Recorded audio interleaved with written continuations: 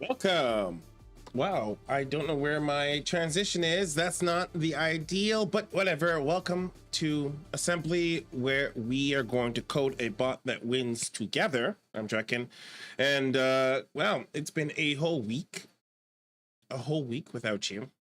And I'm excited to do some coding together. So, as you know, in Assembly, we do what's kind of mob programming, where we work on a project together. There's two forms of that. There's if you're here in the chat, you're alongside us, you're in the mob, you're helping code. Even if you're watching later, you can throw in the comments, you do whatever to help us get up to snuff. Give us the ideas. You're the overall eyes over the bird's eye view. Help navigate. If you're in the membership or you're a member, make sure you're in here with me in the Discord. We can do this together. And we'll do kind of a rotation of pilot and navigator. So the core bot we're working on is Pigbot. And you know what? We're going to just jump right into him. Let's just jump where we are.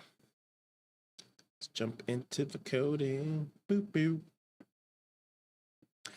Okay, so a couple of things to get out of the way with Pigbot is we gotta watch some of the replays. We gotta see what's happened. What's been the deal with Pigbot up until now?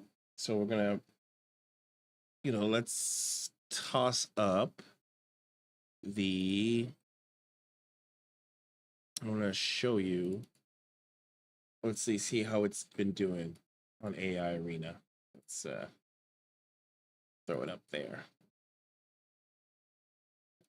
See if I can kind of get it up here.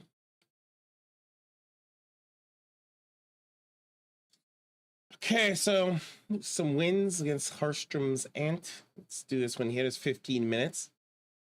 Now, I have a feeling this is going to oh, where did that just download? Oh, yeah, I don't want that to download there. Okay, try downloading this somewhere else.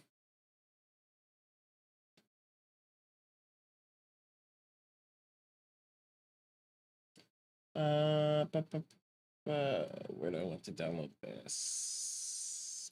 Multiplayer replays? Yeah, I guess that's a good place. You know what? I'll just actually just put them in my downloads folder.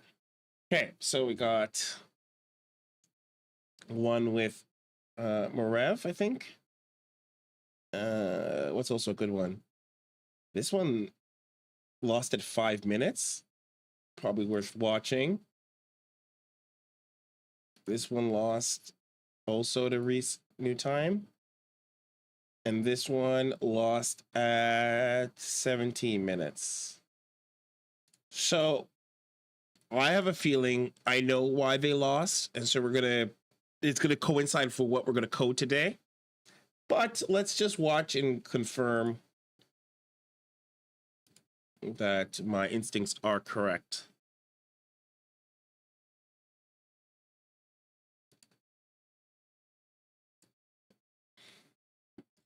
Let's see if we were right. So my impression is that we have a problem with our attack targeting. That our bot is not attacking. The attack targeting needs to be completely refactored. And I feel like attack targeting has been one of those things that has been sorely lacking on this bot. It has a very rudimentary way of choosing its target. And I think it needs to be rethought out. I definitely need to rethink it out.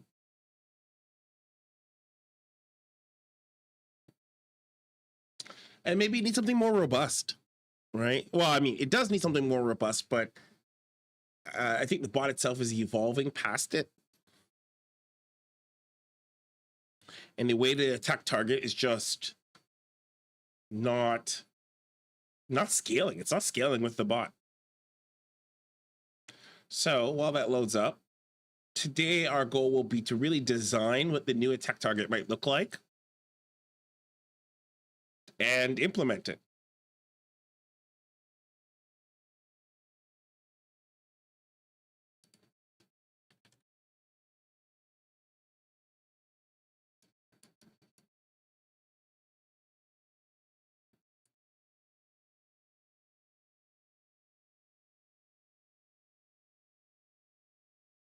So like build order wise, I'm so much more advanced than this guy right here. His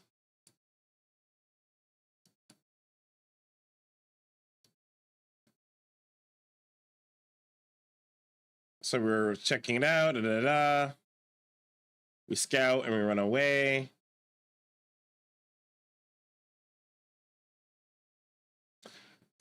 Is that hold on? Is that motherfucking Tempest?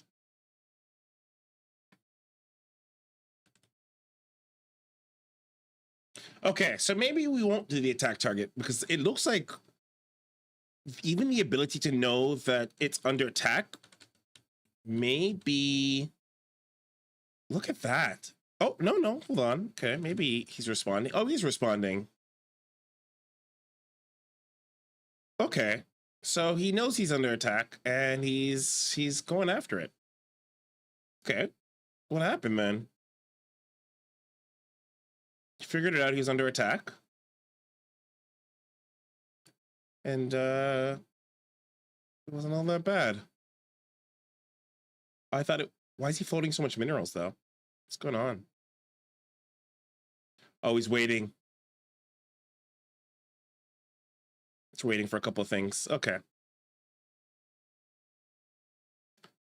Okay, so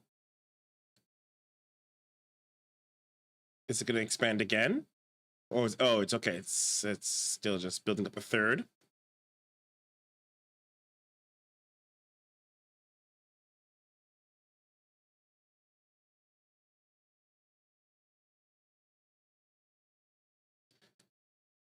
So it's still going through the motions. Is that carriers? So something's going on here. There's a problem with our attack toggle. Yeah, something's up.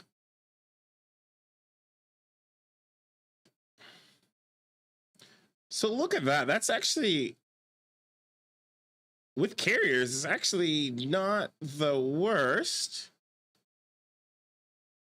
Like it's a terrible response overall, but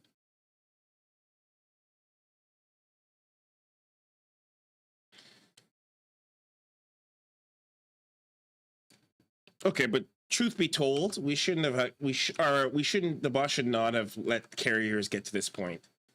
So we're gonna have to really rethink the. So this is an attack problem. So this is 100% skill and attack problem. Like look at this. Yeah, this is an attack problem. So it does still coincide with what we want to tackle today, because if we scouted and we analyze that the enemy has like no army, like we have the advantage, the enemy has no army, and we've scouted, and maybe the first part of this is actually to improve our scouting information. I don't know, we might, I wasn't planning to focus on the scout today. That might be the best place to start, because without the scouting information, our bot doesn't have enough information, so we might need to tackle scouting first. I will jot that down in a second. Actually, let's put this in the notes.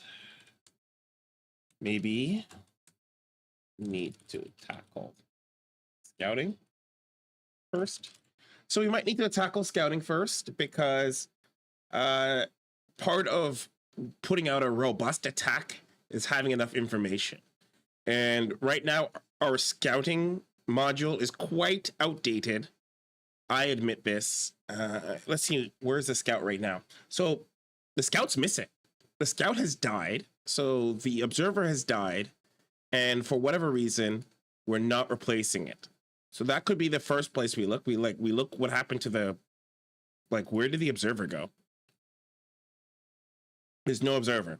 So ultimately, the bot should have attacked. He should have attacked as soon as he ordered. Like, we should have been able to analyze and say, hey, this guy has nothing. Let's attack. Okay, so a little bit of notes here. Rework attack toggle army strength. We might need to look at the do we have logs? Let's look at the logs. That was against Morev Protoss. Let's look at the logs and see if we can understand the overall. Yeah, we won't watch any more of this, because that can be solved with a good attack function, so we know when to attack. Let's pop open the logs, I guess. Let's see what the logs say. So we changed to mid-game, regrouped.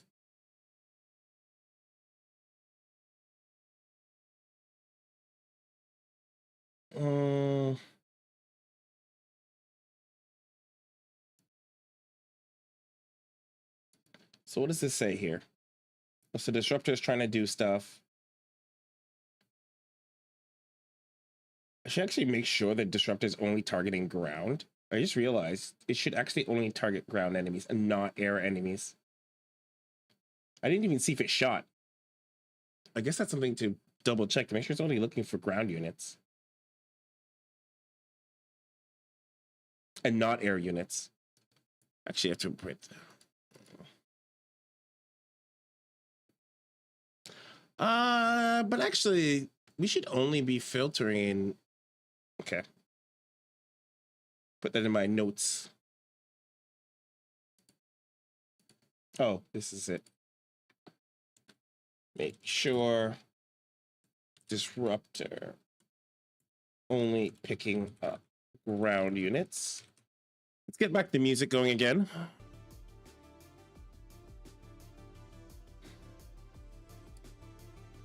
Okay, what else to take note from those logs?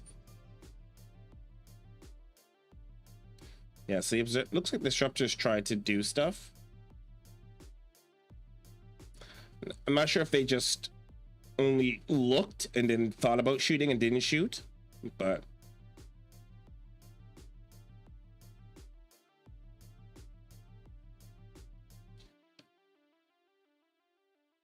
okay. Okay, so we might have to examine to see how we're triggering. We might have to build out a debug for seeing how we are deciding when to attack. It might be very useful. Okay, so that one was a attack problem. Let's go to the next one.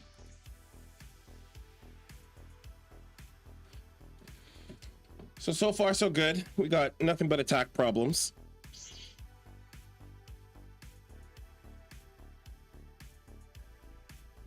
Because that's what I set out to do today, was attack problems.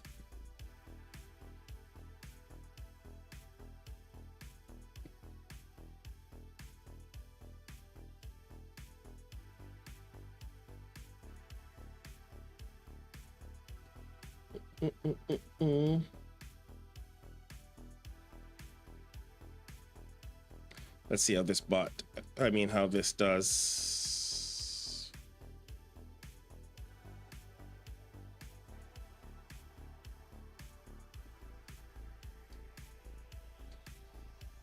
Oh, what's going on here? Oh.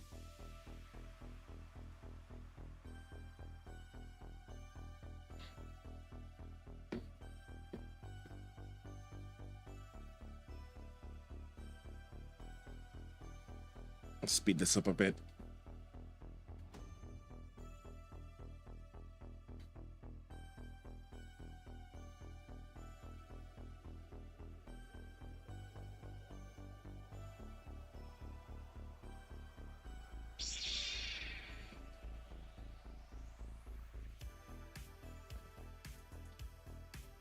Okay, so far so good. This guy has made nothing. Oh, they freaking cannon rushed me. Is that what's happening? Am I witnessing that?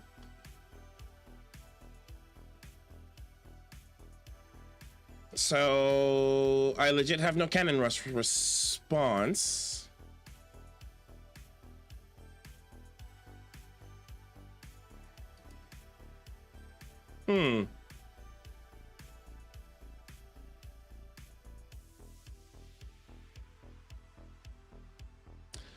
I mean,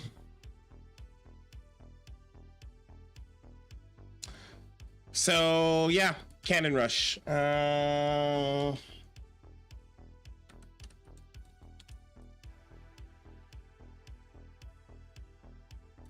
So I actually have an empty module set for cannon rushes, and yeah, I have not actually done anything, and I guess that serves me right, because I kind of left cannon rushes to the wayside because I didn't think about them, but cannon rushes will need to be addressed at some point.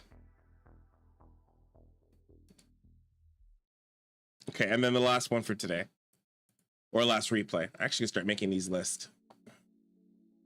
So robust in my master list: robust, attack, target, response, and then rush response. If we finish the attack target response, we'll do cannon rushes next week. We'll spend the whole time dedicated to cannon rushes.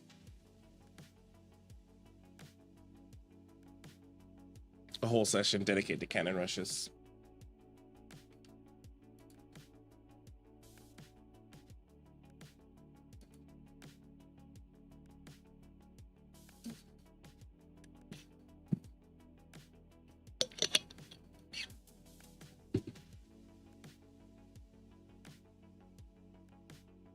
Okay, let's see what happens here.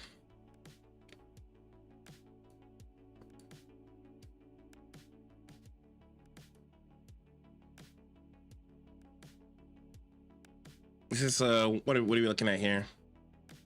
See, building cheese.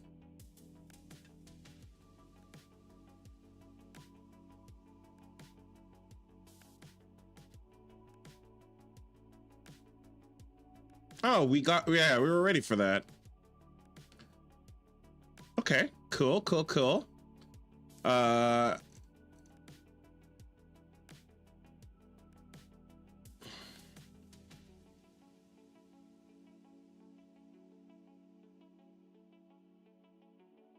Okay, good. So far, so good.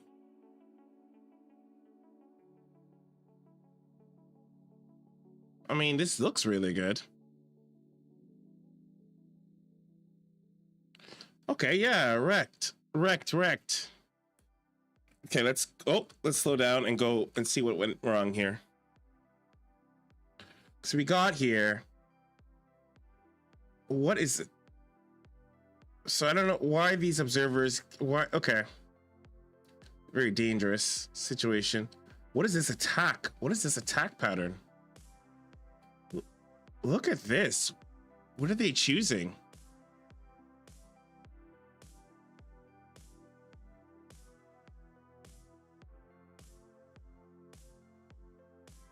That was some weird attack patterns going on.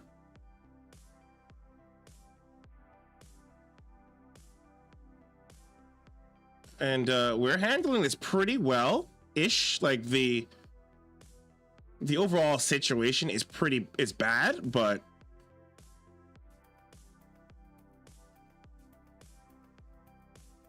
I mean, what are these guys shooting at? Okay. Okay.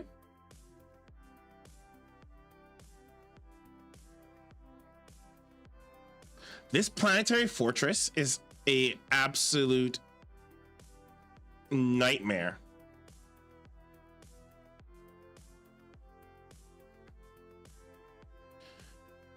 So planetary fortress is a nightmare. This might have been solvable at the beginning of the attack because I'm not sure what drew them in here.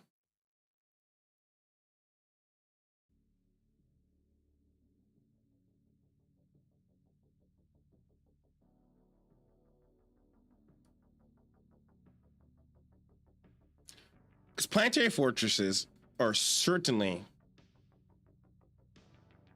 a threat.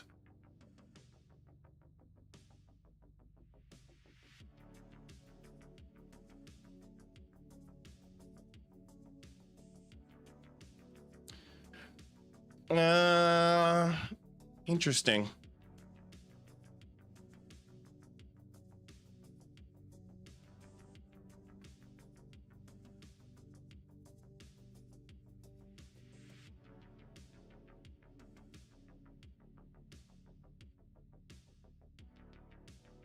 Maybe we should include planetary fortresses somehow into our heat maps.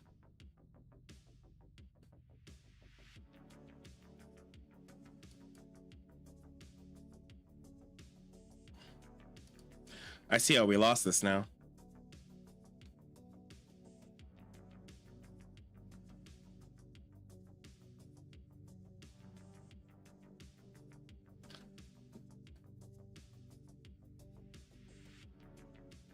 So we might really rethink how the attack works.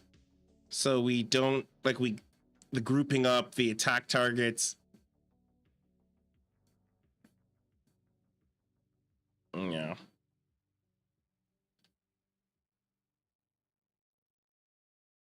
Yeah. I see how this got a little out of hand. Even though we're expanding.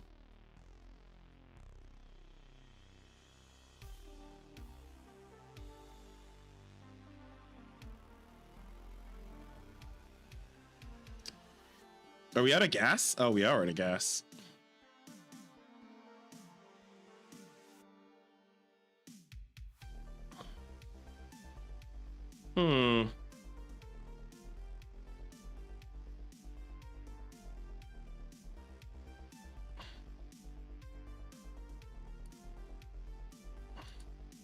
Okay. So that could be still fixed with a good attack, a better attack command. If we have a better robust attack command, that can be fixed. Let's dive into it. Yeah, having a better attack command will probably solve that problem. Let's get our objectives on the top here.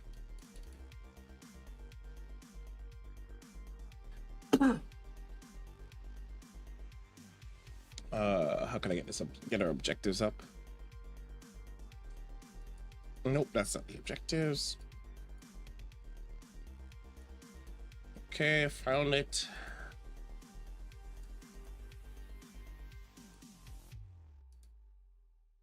All right, let's jump into it. We need to rethink what was the other part that we had to deal with? Oh, the observer. So let's quickly peek at what the observer code is. We're not going to actually rebuild the observer code. Instead, we're going to take a look at the code that has the observer come back. Like we observe if it's gone. That will probably be in the bot.py.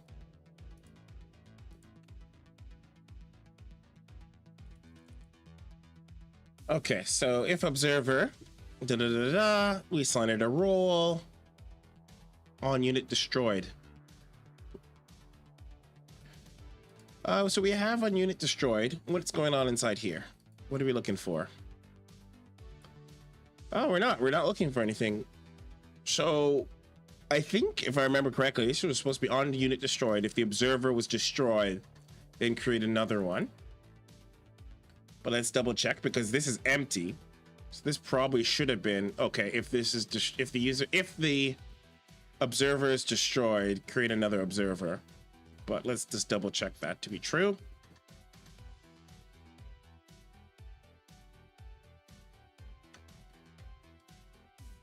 Observer. Just make sure there's observer. Do I have an observer module? Oh, I do have a scouting module. Let's take a look at this one. This is just the, it looks like it's just the behavior for, controlling the scout. To figure out why the scout isn't moving straight. Okay, I don't, that's not what to do for today. So let's go back to see what happens if the observer is destroyed. So once the observer is created, so it looks like we're missing something. We do have it listening for if the unit is destroyed. We do have like, okay. Scout unit.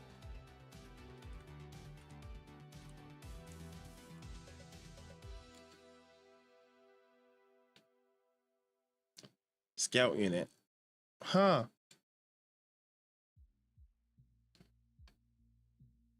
So I don't have anything that's looking for if the observer is destroyed. Let's pull up an old version of this because I feel like I used to have. So pull up observer 3 or episode 3, and then we'll say scout.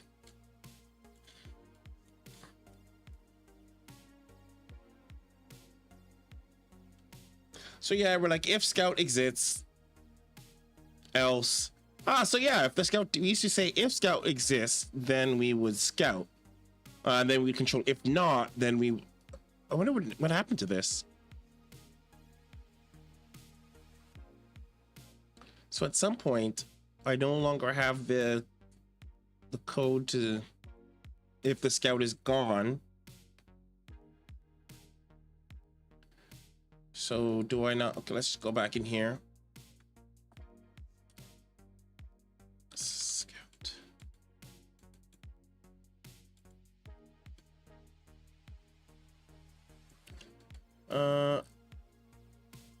So I'm actually not even checking if the scout exists anymore, which is interesting. At some point I must have stopped, or I must have removed it because like I'm not even saying if the scout exists. Or maybe it's actually built into it here. So scout action combat maneuver. I'm not even checking. I'm surprised it's not crashing then.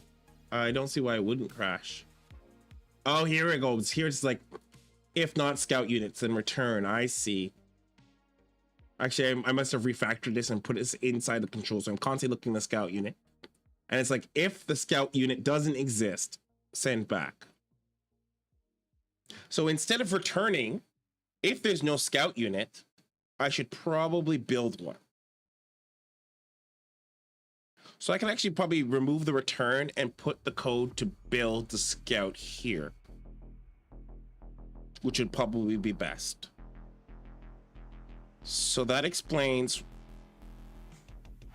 that explains why the scout no longer gets built if it gets destroyed. So that's a super easy fix.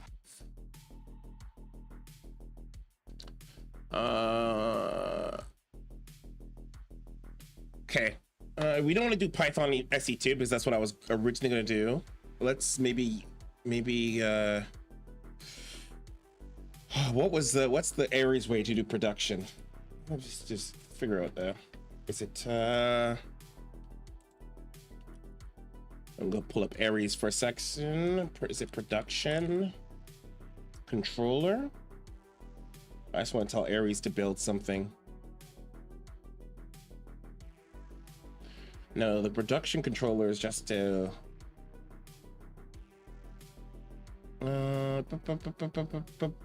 Build structure. There it is. Build structure. Oh, that's build structure.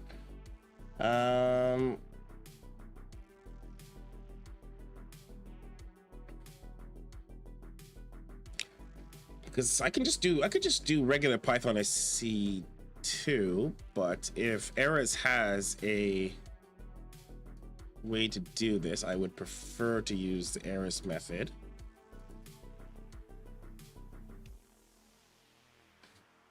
So I could just go if mid game.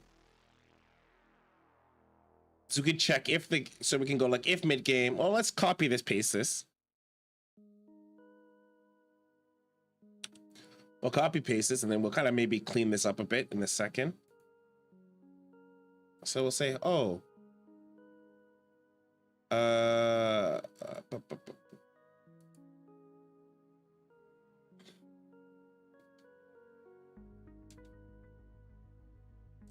probably do it like that. And then we actually need to bring this over a bit. Nope, actually that was fine.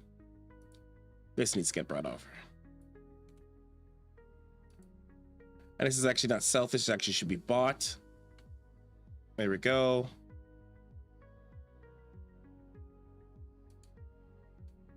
So, oh, we have to import. Yeah. I don't know. That might not be what we want to do. And so actually, if we want to go, so we don't have to do time anymore. Is it bot.gameState now? Did I make this? Game state equals mid.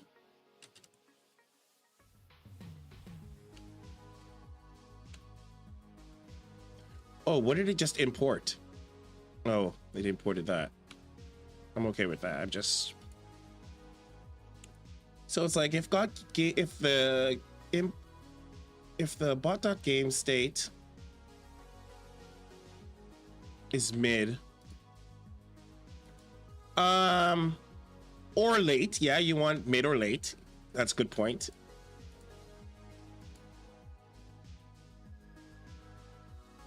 Is it late? What are the game states I have? Late? Yeah, so I have late and I have early, mid, and late.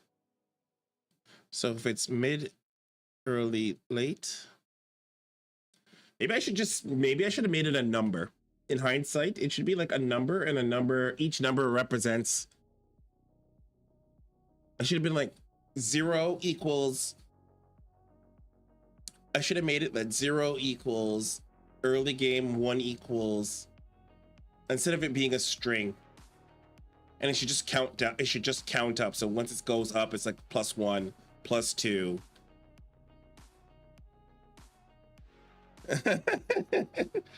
Hi, Dyson. And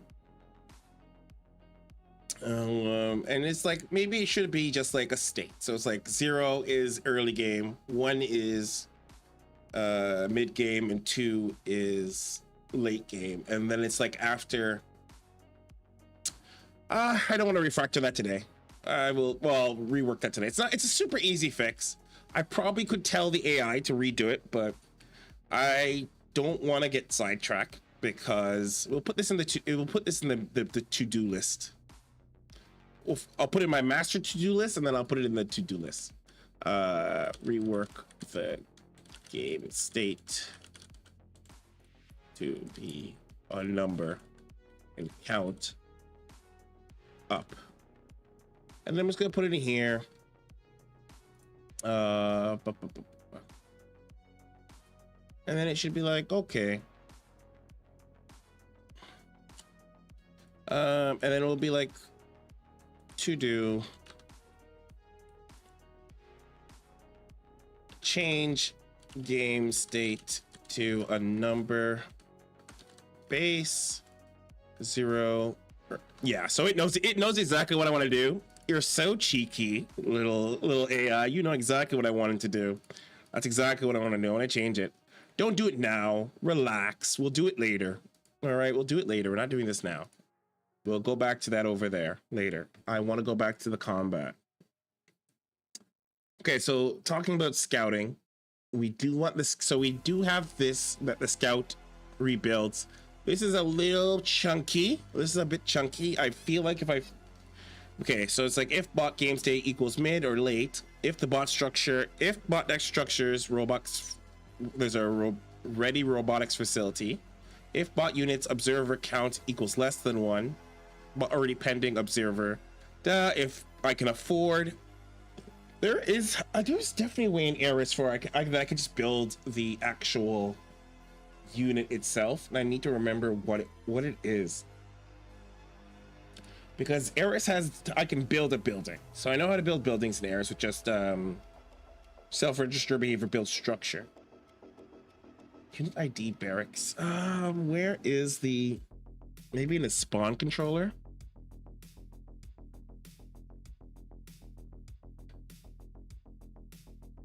Do we want should I be pulling this up and we can go through it together? I don't know if we want to pull up the Ares framework together and kind of see.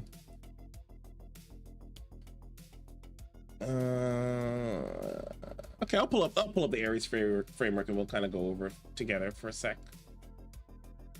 Let's pull up Ares. I'll pull up the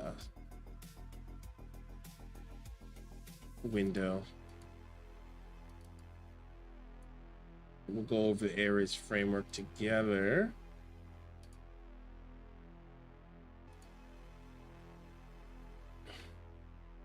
So there's the spawn controller, and maybe we could just kind of hijack something in here. I don't know if Ares uses anything specific for building units. I want to say that it just uses Python SE2, which seems like what I was just gonna do. Let's see if there's a can afford. So yeah, it looks like it just uses Python SE2. It doesn't look like it's doing anything magical in here.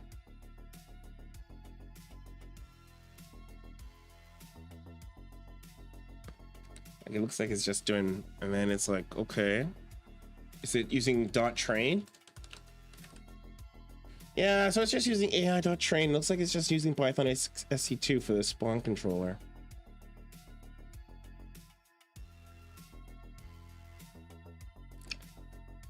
Even like, so there's build workers, so you can do build workers, but there isn't one for just building units. Very interesting. Like, I can do for spawn composition, but not just like build a regular unit. I got nothing, and I guess if Python SE2 is enough, then have at her. But you know, I might just like find it better to. I thought there was going to be something here inside macro behaviors. Let's see macro. Okay. Oh yeah, it was just here. So there's an upgrade controller. Oh, cool. There's an upgrade controller. We need to also, okay, let's put in our master list. We have to think about upgrades. Let's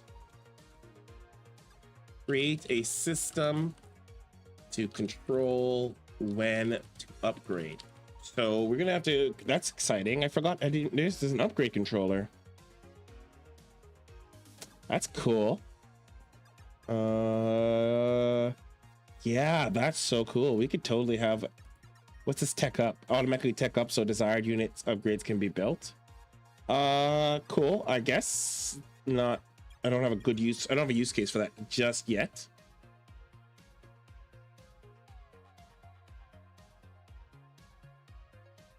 Yeah, so it doesn't look like you can just build any individual units, and I guess Rasper doesn't really. When the bank reaches the size, calculate when the extra production would be useful. Oh, that's cool. What's this? When the bank reaches this size, calculate what extra production would be useful. Tuples where the first value is minerals. Oh, I might turn that on. This might be worth turning on to so that it can like keep an eye on my bank, and if the bank gets too high, just start spending. So we might want to turn that on. Check for production structures, almost ready. So yeah, we can tweak this to maybe fix that. Controls how much production to add when the bank is higher than. Interesting. So let's bounce into our macro. I hate this because I'm getting sidetracked. I didn't even test this to make sure this works.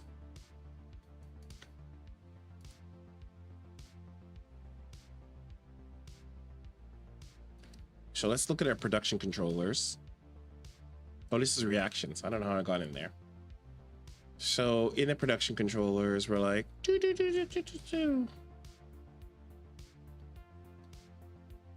where is this in? This is an, oh, production controller, production controller, and then this is the standard army. Is this standard army?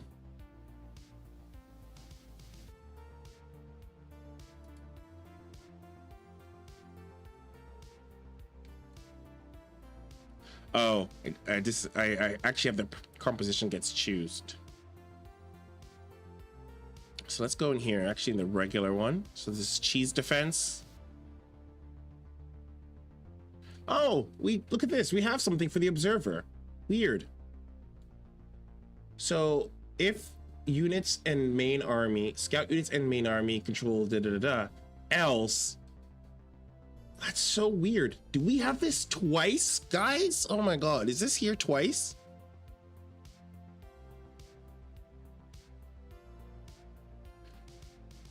Oh, Jesus, Paris. Okay. I'm a little frustrated because this has gotten a little.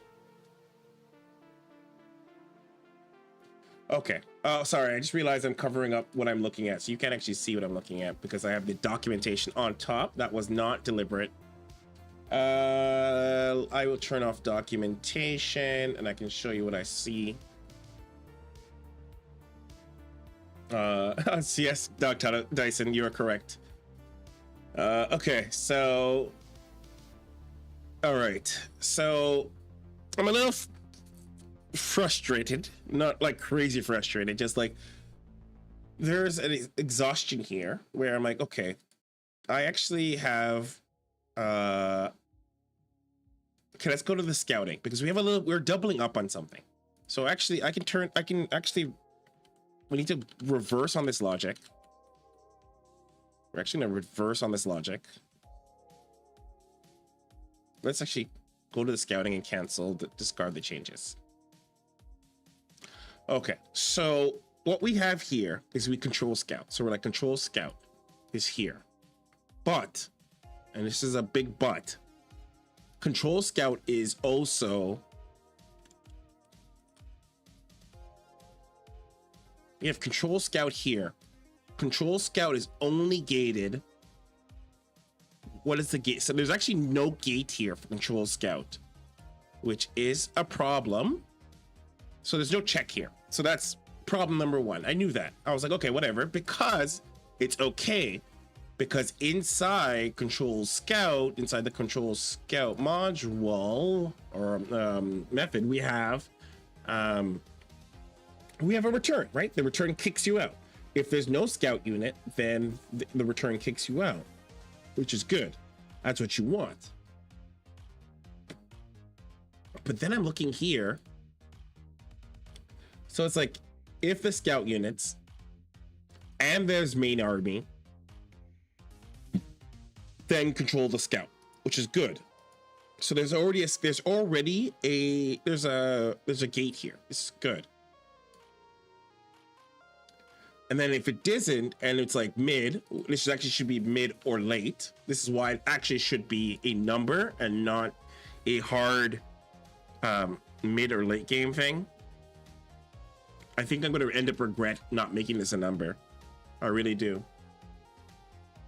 Okay, but anyways, mid or late game. If it's not, then it goes to the robotics facility. Checks, and then if we can afford it, it builds an observer. Easy peasy. So this is good. This is actually kind of what you want. What is called, when is this called? So this is called whenever we're handling macro. So it's actually always checking this. So maybe we should actually get rid, we should just check if there's a scout. And if there's no scout, does macro happen before we, when do we do, when do we have, okay, so yeah, handle macro happens way before we try to control the scout. So this is actually not that, messed up, because what we could do, because we go, if there's a scout, because you don't, it doesn't actually matter if there's no main army. It's kind of irrelevant, because it's not, I don't think it's relevant to know if there's a main army. Actually, why are we passing? Why are we passing main army into here? Why is what is main army? Oh, to control the scout. I don't really think that's necessary. So what we can do is actually keep this as it is. This is fine. I know why it's actually checking. So if we go back to macro, because we do want macro to handle the building, right? We don't want it doing something. So let's do this. We'll go if scout unit, and then we just go return, straight up return. So if scout unit return. No need to, don't need to control the scout. The scout is controlled elsewhere. You're just checking if we got to build the unit. So if the scout unit exists, just return, it's okay. Else, if there isn't a scout unit, then build it.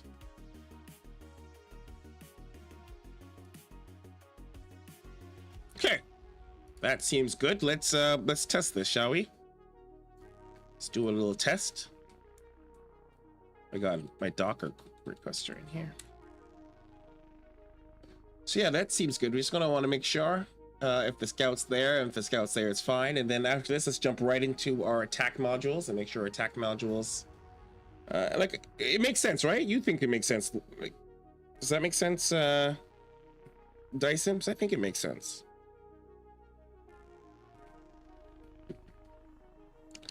It's like we wanted to do that because we want the macro module to handle macro. We don't want it to be handling any of the micro. Yeah, we want the macro module to handle the macro, and then we don't want it to be handling any of the micro. That shouldn't be that. No, this bot's not intended to beat Pig. It's to play like him. You know, maybe actually, you know what? I won't rule that out. Maybe I will beat Pig with this. I think this would be cool. Maybe I will. Yeah, I will beat Pig with it. We'll leave it at that. That'd make a great episode. Okay. So, do I want to create the observer and then see what happens? No, we need the infrastructure to build the observer. So let's let it build until the observer comes, and then we'll kill it and see what happens.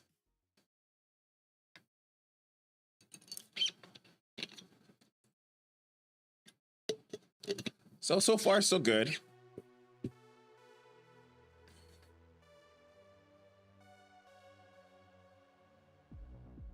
So we're gonna want to test for early game. We're gonna want to test for late game.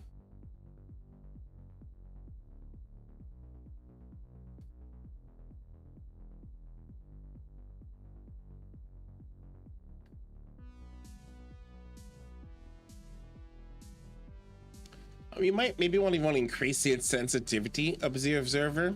I think I remember he would. Well,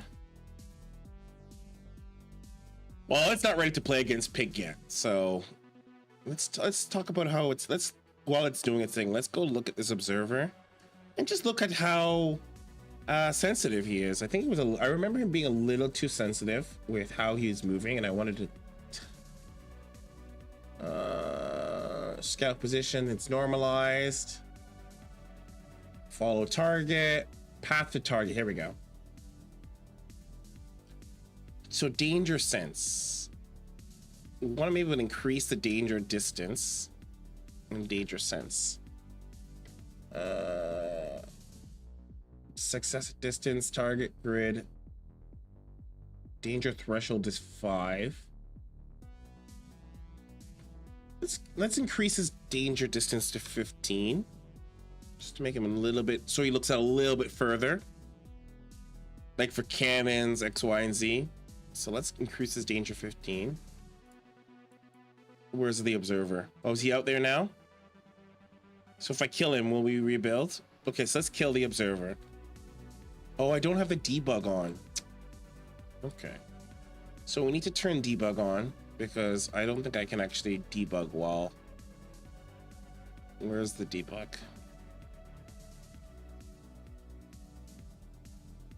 So we actually need to bring up the config file, and we need to turn on the chat. Turn on the chat debug, and then turn on the debug itself. So now we're at the mid game. I think the debug, let's double check. Kill observer. Yeah, okay, so I can't do the debug.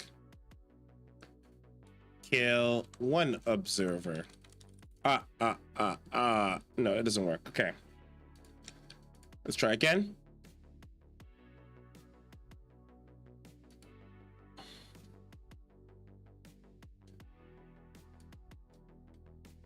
Okay, so we're gonna run it again. And then while we're running it, let's start working on our real thing, which is the attack module.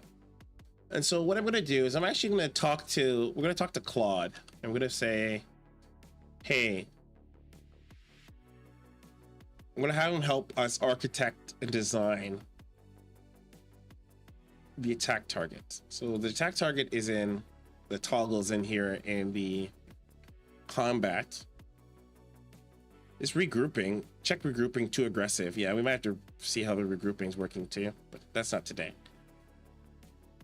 Because we're actually gonna break up our units into squads, proper squads, so that they can respond properly. But for now, we just want to focus on rebuilding this attack target. So we're gonna say, so I want to refactor.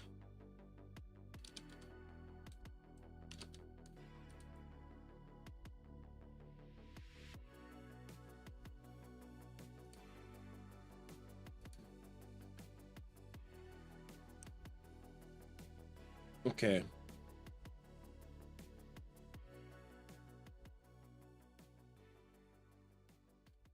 Okay, it's observing. I mean, it's going to build the observer at some point, I hope.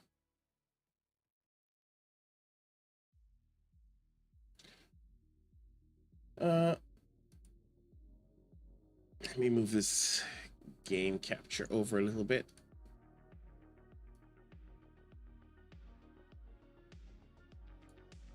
Oh, what's happened? Oh, something attacked it.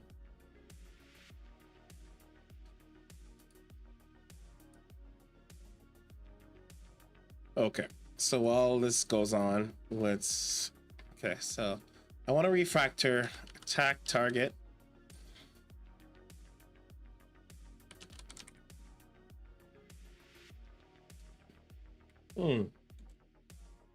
Refactor attack target.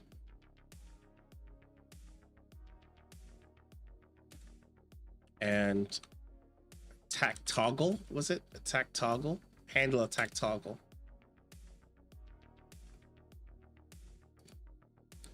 What is going on with this ball? Why is he getting all antsy? Oh, we also need to figure out how we want to do this grouping, because like one of the things that my bot is we're having problems with is that they need to be grouping in the most strategically advantageous location. So in the early game, we want to be grouping near the choke point of our base. Like we want to be kind of like, oh, this is a choke point, blah, blah, blah, blah, blah. We want to be like here. And then at the late game, I mean, I don't know, where's the best place to kind of maybe Okay, well, anyways, we're gonna want to explore this in a bit. And I want to explore that in a sec. Because if I go and do it now, I'm gonna get distracted and we're not gonna get anything done. So our observer's going around.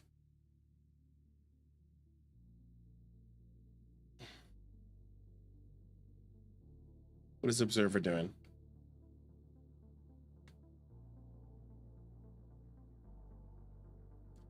Ah, mind me, I've missed you, my friend. Where have you been? Yes, I agree.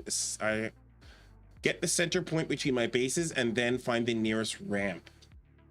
That's a good point. Okay. Let's put that again on the ever-growing to-do list. So we have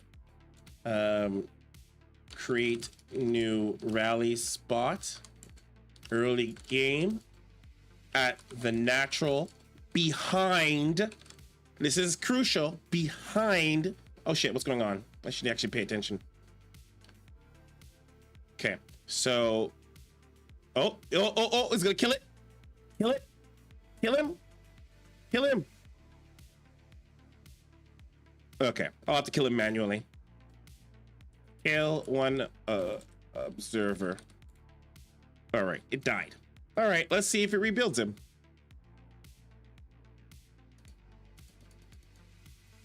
Is it gonna rebuild him? So we need to see if he's gonna rebuild this observer or not. Yay, he's rebuilding. Okay, he's getting rebuilt. So that worked. Some stuff are going wrong. The disruptors are going crazy. Disruptors. Oh my god, boys. Let's go check what's going on. What's going on with these disruptors? Okay, well, nothing.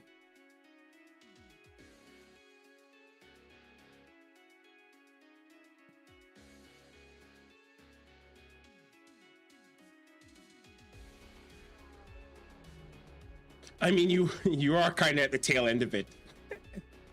You are at the tail end of it, mind me, admittedly so. But and it might be because I don't know. I had daylight savings here, and I don't know if you have daylight savings or if that's even if daylight savings is even a thing in America. But I had daylight savings, so that would have definitely. Oh my god. Okay, so guys, look at this. This is exactly what we're gonna be working on. Is this attack toggle? Like how they are choosing their targets and how they're attacking is no bueno. And at some point we're gonna get them to stay off the ramp, but that's not today. Today we are not doing that. Today we are going to get the attack targets fixed. Okay, so the observer gets built, so that's good news. Observer gets built, that's solved. Observer is a solved problem that we didn't know we had, but now we do. And so then it's so tempting because it's so easy to go and say, okay, you know what I want to do? I want to work on this rally spot now, because rally spot is an easy problem to solve, and this attack target is a hard problem to solve.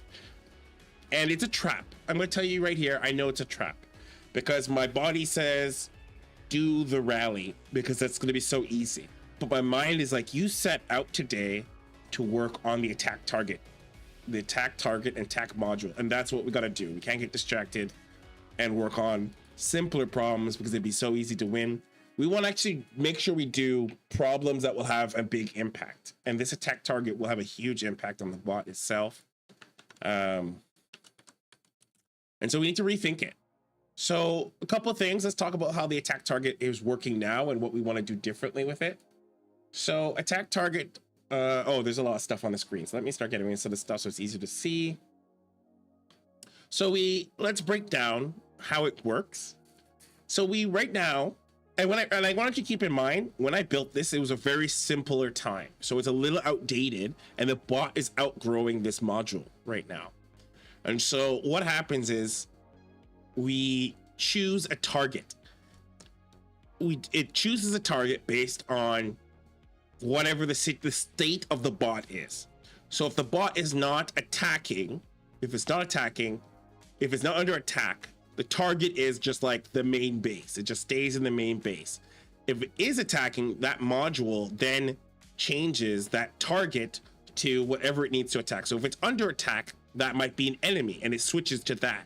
So it's just a single target. They're always targeting, and what they target changes based on the state the bot is in.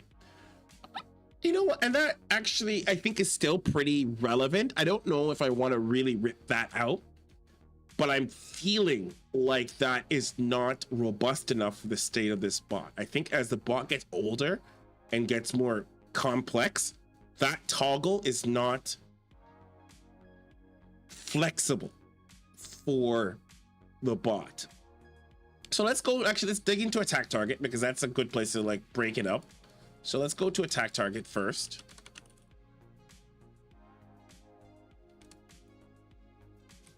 Where is attack target under?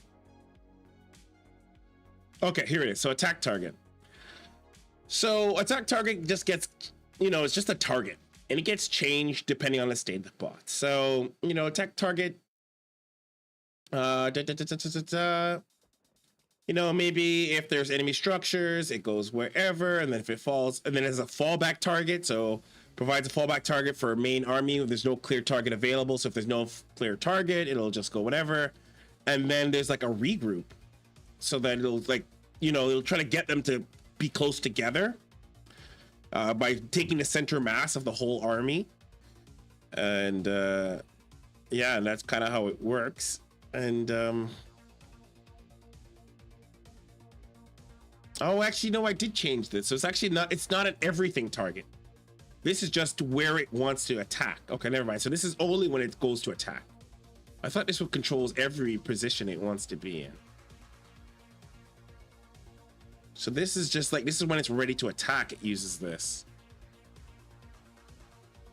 Oh, I see. Never mind. I was a little bit mistaken. So what happens is the control main army gets used every time. So control main army gets used every time, and it's past different targets based on the state. Okay, now that's fine. I do remember now. I actually refactored this once, and I actually brought it down so that this just does when it's ready to attack. So we can actually talk about what the problem with this is. So right now, what we run into is the bot will sometimes bounce back and forth. So it'll start going back and forth, and it will get stuck on what target to be focused on. Let's see if we can find a replay, because I think it's best if we have a replay up and then we analyze it. There's this replay that has an hour long, so I'm gonna guess this must be one of the pain points we need to. Okay, these replays are not downloading.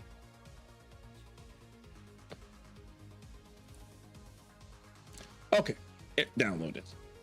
So it's bouncing back and forth. It's having problems choosing targets. So we're getting a bit of problems here where it is not, there might be conflict, and there might be some conflict with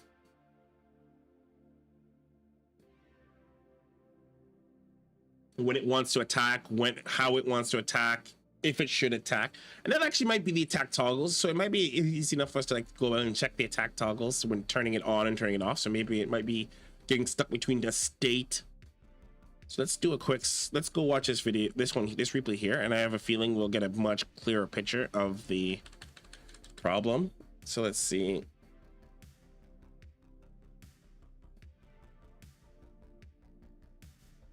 How does it choose the best target? Does it take the distance to account?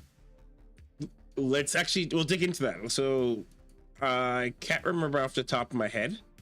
So let's quickly. Okay.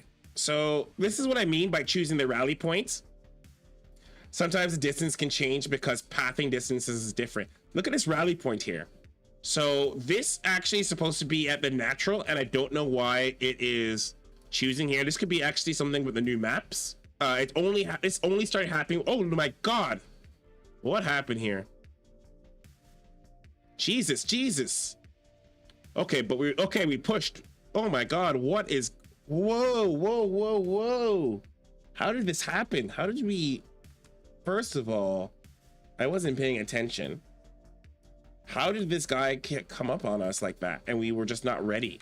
What happened here? That should have been so easy. Okay, so this guy's on 2 base. So if sees a unit's closer, it wants to move to it, but then pathing takes it away and knows it finds another target and moves back. That could be it. Okay, but first let's find out what happened here. So we got attacked. These units just stood here. So this is something worth noting. We might have to take a really good look at this, because this got attacked. We canceled it, thank goodness. And no one moved. Wow, nobody moved at all. We got attacked here and nobody moved until might be worth looking into. Anyways, let's see what happened here. Like something's going up. Jesus. But this guy's attack. Look, this bot's attack pattern is actually really good. Look at that. He's like doing this kind of. He's doing a great concave. Got a great concave on me. Jesus, look at that, man. Yeah, my guy's got a great concave going. He's peeled off my things, but luckily I got this. I got the Colossus going, so that's good. This was rough. Like, look at this. Look at, oh my god, and they killed one. Oh my gosh, this was such a bad fight in exchange for me. Holy crap. Why? Hold on. So what is going on here? Hey, look at this. I'm stacking so many minerals. Why are we not building? What is going on? Jesus Christ. Is it this? Is it stopped because it's waiting for the research? Is it waiting for the research to get done? I have to talk to Rasper about that. Why are we not building? Why have we stopped? This is so weird. Did I lose this? Oh, it went tied. So it looks like I'm getting like crazy wrecked here. Jesus.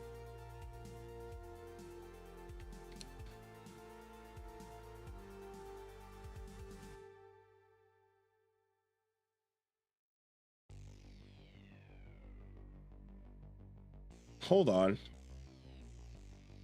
So I got crazy wrecked here. Man, what went? So come, did he just not find my base? Oh goodness. Did he just not find my next base? Is that why I like lived?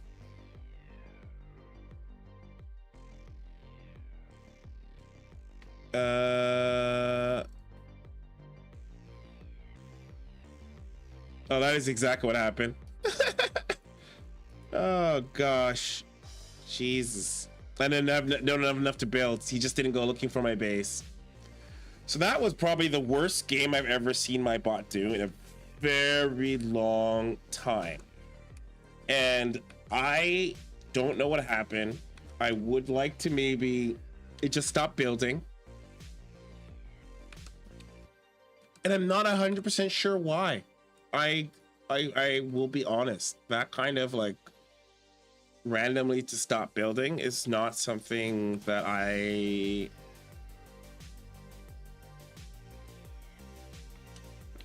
so like, okay, so we get the things. Let's slow down here. Let's see if we can pinpoint the moment that it stops. So production's still going. It's learning thermal lance. It actually has a ton of minerals still. It's floating a ton of minerals. It could still be building, but it's not. Why? Why has it stopped? So right now it's under the state of under attack. Let's look at the, okay, let's pull up the logs. See if we can get some answers in the logs.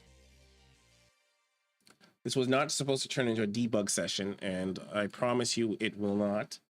But I'm a little annoyed is probably the best way to put it. I'm a little annoyed that oh, can I need to put the notepad a little bit higher than the game right now.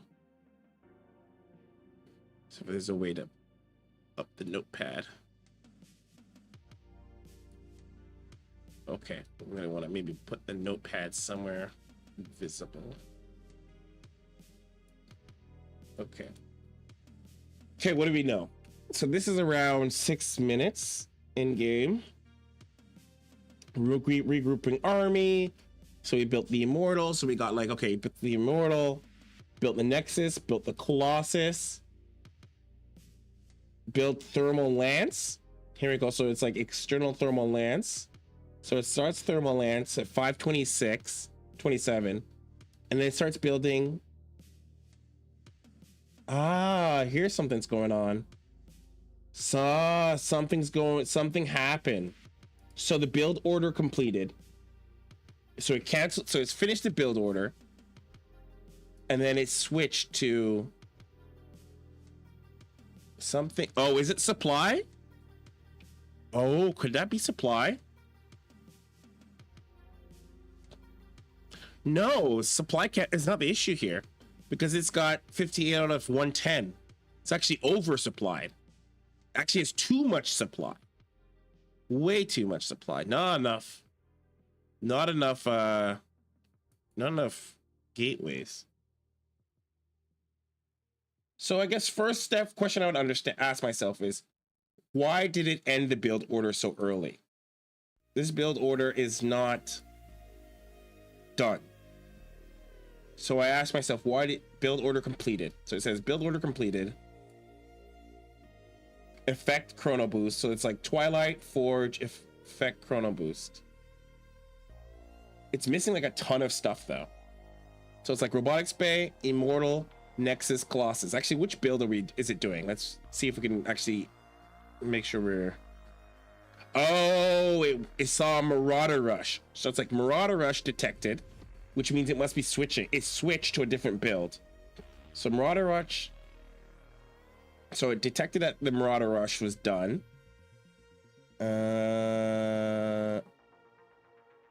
And so that means it might have switched to my cheese build. Let's see the reactions. So let's dig into the reactions. So it's like reactions, Marauder Rush, Marauder. So it's like it sees an enemy rush. So it's Marauder Rush, and then it switches to a cheese response. Okay. So it switched to a cheese response because it sees a Marauder Rush. I don't know if that's actually a Marauder Rush. That doesn't, but that's neither here nor there. So it turns on the cheese response and says cheese response equals true. And then we go to the macro, and then so cheese.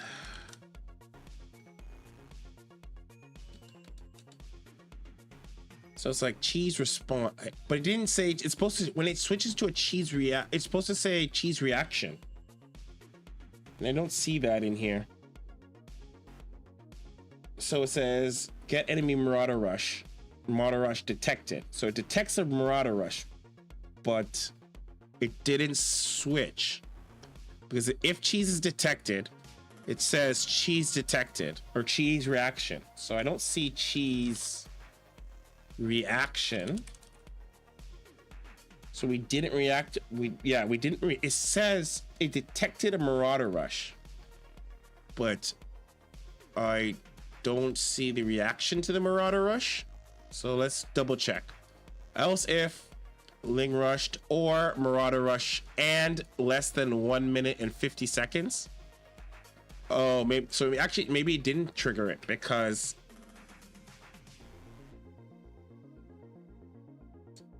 yeah, this is less than 150 seconds. So it's not a Marauder Rush. So it didn't change the cheese. So it didn't change the cheese. So it stayed the course. It's like it's gonna do what it needs to do. Let's go back to the build order. Let's go look at our build order and see where it got caught up then. Because it didn't switch to the cheese reaction, didn't switch to one base, and so it's doing gateway. I guess we can maybe, so it's like gateway, so 2 gateways.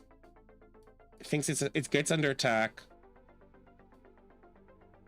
builds a stalker, builds chrono boost, pylon, observer, simulator. Did it build these? Do we see these?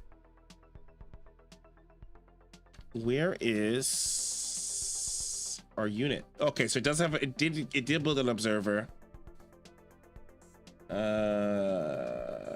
I don't see the Colossus. Where are the Stalker? Robotics Facility, Immortal, Nexus, Colossus, 1 Colossus. And then a 2nd Colossus, Chrono Boost, Extended Thermal Lance. Where's the Twilight Council?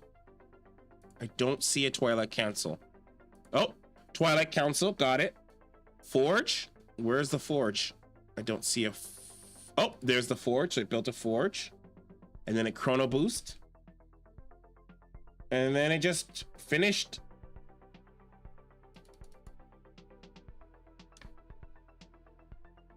Do I have something? Is it because the mid game started? Do I have something that says if the mid game has started and it's still doing the build, stop the build? Let's see if we have something here. We just want to double check to see if we have something that's like, because maybe it's a backstop. I don't remember. Maybe I have a backstop that says, but even let's be clear. Even if that does exist, it should still be building units. Like there's no reason to stop building units. This would probably be in macro. So this is going to be if build order is completed. So set build order completed. What did it just it started to tech up. It's looking for Immortal, adding Cybers, tech up towards Immortal, tech up, adding High Templar, hiding in Templar, and then it gets trying to build stuff. Cannot find any build. This is probably why it stopped building. It probably got stuck right here. See this? It's probably why it stopped building.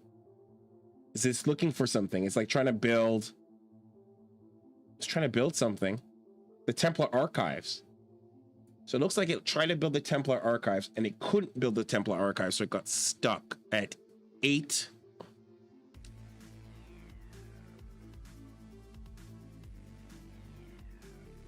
This looks like it tried to build the Templar Archives. I'll actually move the notepad down so you can see the game, so we can kind of see it together. Oh, I guess I'm gonna cover my camera a bit. That wasn't intentional. So maybe move it here. So we're under attack.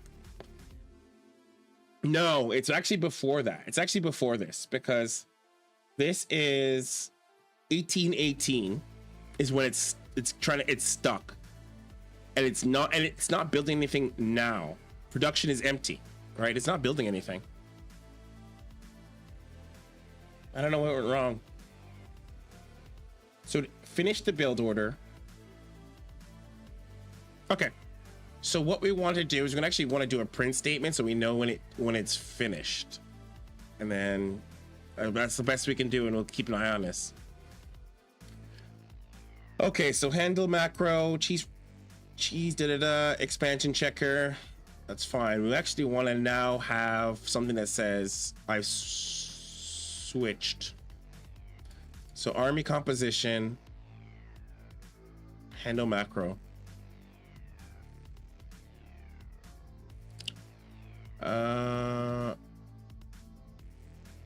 So let's go to the bot. So it's like, okay, if the build order is completed, and so let's say print. Oh, actually, no, we don't want it because it'll just keep printing macro calls. Okay, we don't want to do that.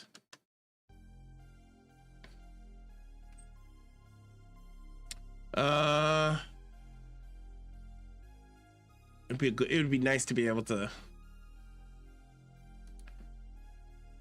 So, okay, so the build order is completed, then it switches to handle macro, and I swear, don't worry about me. I'm actually gonna go back to what we were saying before because we have to tackle. Oh, I have actually so many things up, and I can't show you the code because I have things up. So we're gonna close things and we're gonna jump into the code. Okay. So here we go. So we jump in here, we handle the macro. Once the build order is complete, it's like handling a macro. Says if not used cheese response. So if it hasn't used the cheese response, it does the macro plan. So macro plan, auto supply, and then here's the production controller. So it's like army composition is the regular army composition.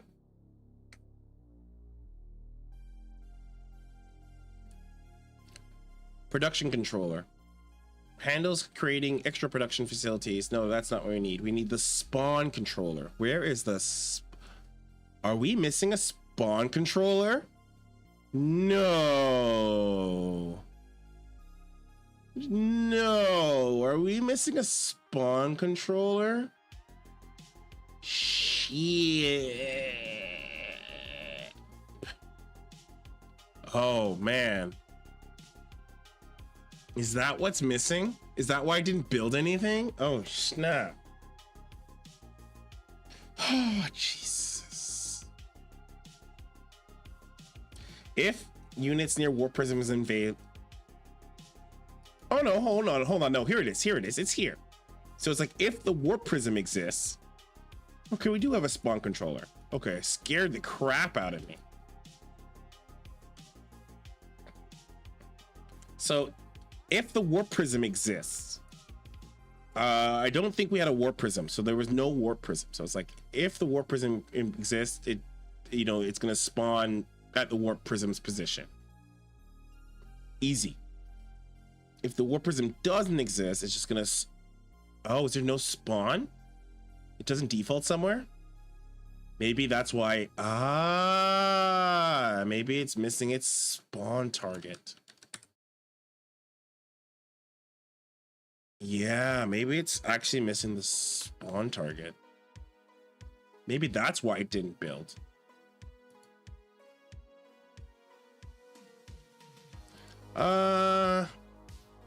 It doesn't have to be the start location. What do I again? Where is our, when we spawn, where are we spawning? Maybe I could, oh, it's so tempting right now to create like a, we should be spawning here, like Mind Me was saying. Oh, we could so totally create a self.spawn location where we just say, okay, let's like look right now. Where are we spawning normally? Where is the target? So let's say in the build order, when the build order is going on, where's the build order? Protoss build. We are targeting.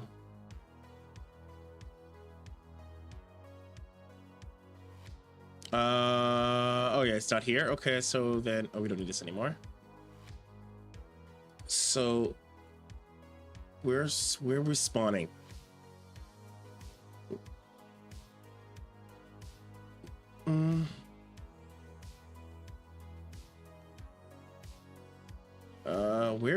Where's our actual starting build orders? Okay, let's go back to the bot. Okay, so double check. If not, build complete, register behavior, restore power, Isn't it in the build runner that tells where the bot spawns? What's the spawn location? Oh, I just do at natural or at next or at, okay, so that's fine. So I actually have to talk to I have to talk to Raspberry about fixing the spawn location, because I forgot the beginning spawn is actually based off of the build runner, and that's done by the thing. So let's do a self dot. Where was a good place to put this? Handle macro. So let's go here and let's go something like self dot spawn location.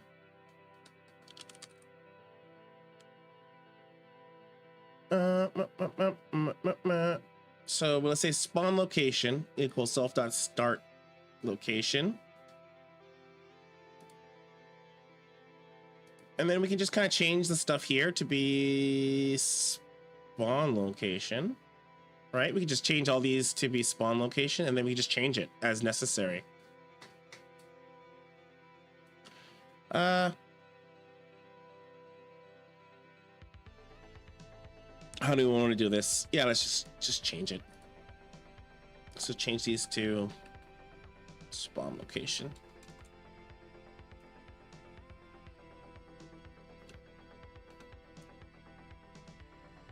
And then we can just change them as necessary.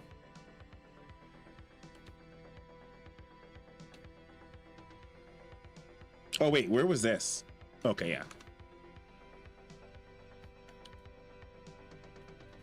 Because then we can just create spawn location, and then we can change it as necessary. We can say, oh, spawn location is actually somewhere else based on the situation. Okay, so that might fix that problem. We're not going to get any too fancy or complicated with that. We'll figure out how to switch spawn locations later.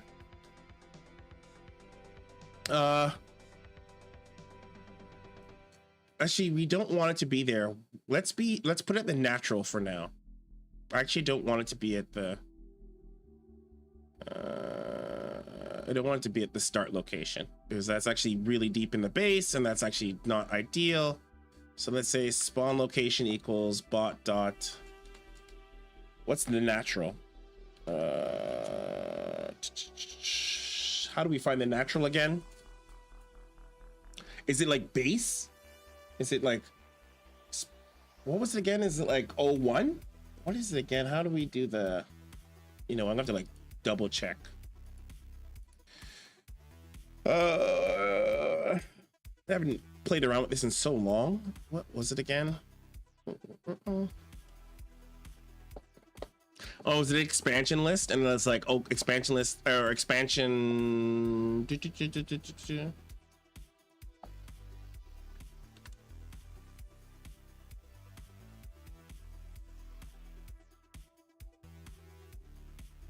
I don't want to do it by town hall.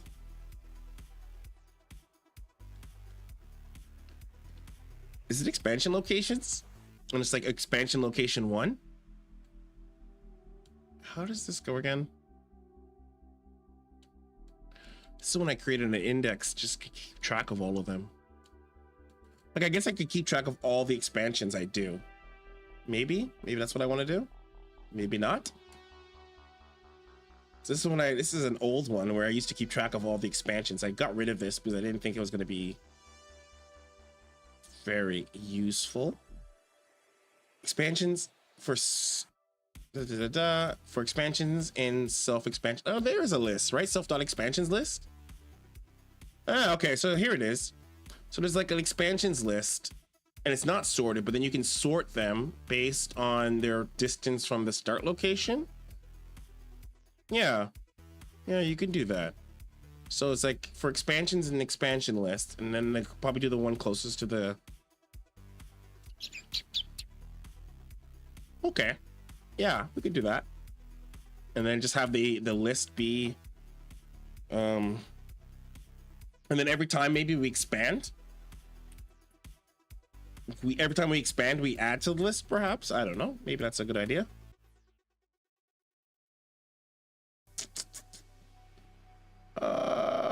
Okay. So we can do expansions, locations list, and then sort. What did I do with the scout? Because obviously I actually have the scout already has a list, so maybe I'm already could just piggyback off of that one. It has a scouting target list. Here it is. Expansion. Oh, so it's using the scouting list. Look, it is using the list and it's using the other direction. So bot.expansion location list. So let's go. So yeah, here we go. I already have one. Self.natural expansion. Woo! All right, that's perfect. I don't have to create a new one. Self.natural expansion. So we can go macro equals bot dot. I already did something. That's so freaking amazing. I'm so glad I don't have to do that again. Okay. All right. Bot dot natural expansion is the location spawn. So that's where we'll go. Cool. Done. Let's go back to this attack target. So what Manu was saying that we got to be conscious of is that let's go look inside the attack toggle target, because that's where we're running into problems. So we have to check distance. So it's in combat. So let's say here, what's going on here? So it's like if bot enemy structures. So if there's enemy structures, go to the closest structure, closest to the main army position.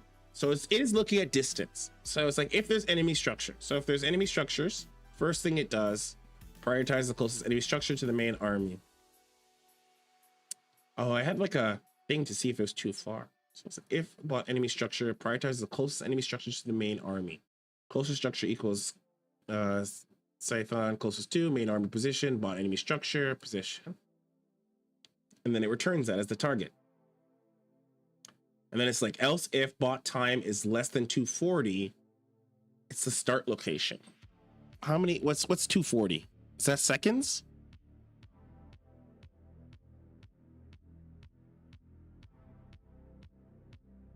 If not seeing anything in early game, just head to the enemy spawn. Okay.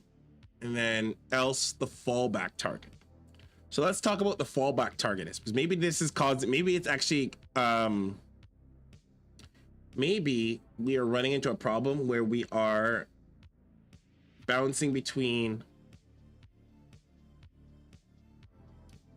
So if provides a fallback target for the main army, no clearers available, cycles to the expansion locations list. What is this? Let's go to the expansion generator. Expansion.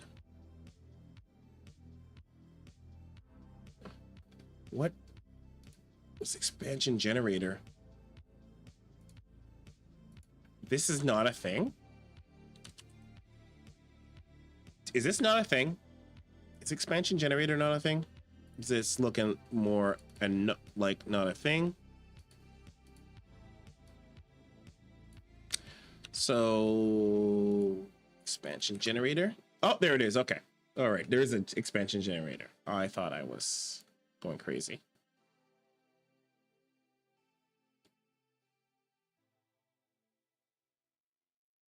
Oh, thank you. Yeah. Expansions generator. Expansions generator. Is this not being used? Is this not generating anything? How is this working? Okay, here it is. Okay. Self.expansion is cycling through self.expansion's locations list. Okay, so this is yeah, okay, so this actually seems fine. It cycles through the expansion location list and it's sorted by. Okay, so this is good because you want that. That is like, that's a default fallback. Makes sense. It's like the logic of this is good because it's like, okay, if there's nothing, if we can't find the enemy, there's no enemy positions nearby, we're not going to the enemy start location, you want to cycle through if visible is visible, so bot current base target, and this is actually locks it in. So it's like, okay, so it's like if you're already looking at it, so if we're looking at it, so if we see it, if you're already at the target, so if it's already at this target, so it's not, this was originally to stop it from bouncing. I remember that, from bouncing from the different targets. So it's like if this target is visible, so once it's seen, once it's gone to this expansion that it's supposed to be seeing, then it goes to the next one, which is good. That's what we want. So I don't know.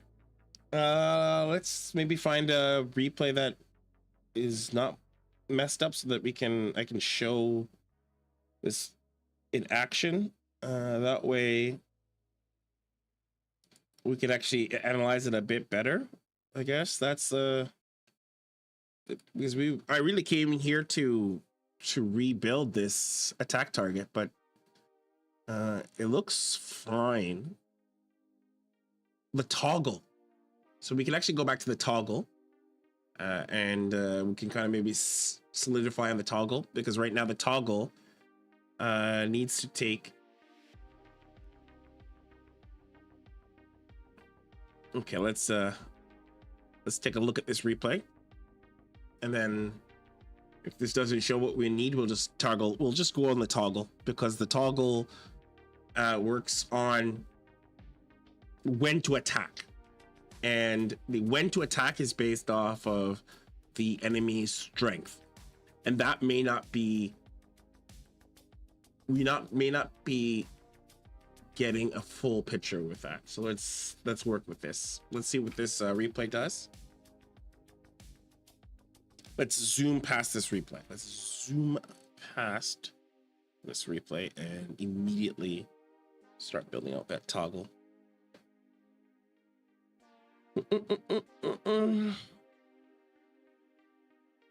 Because if we can, because what we would like to do is, like, we want the bot to take, if it has the strength to defeat the enemy, and even if the build order is not done, we might actually want it to attack early. Even if it's the early game, we might want the bot to assess, hey, I should attack early. So let's do a quick. Okay, so far so good. Not seeing a lot of bad stuff. See, look at this. Okay, so remember what I said about, like, spawn positions? Like, look at this. Like, this is so out of position. So I have to talk to Raspberry about this. I'll just take a little screenshot. Give me a sec.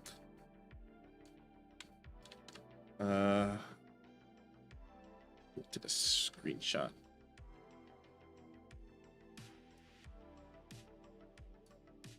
So I can send that to Raspberry later. Okay.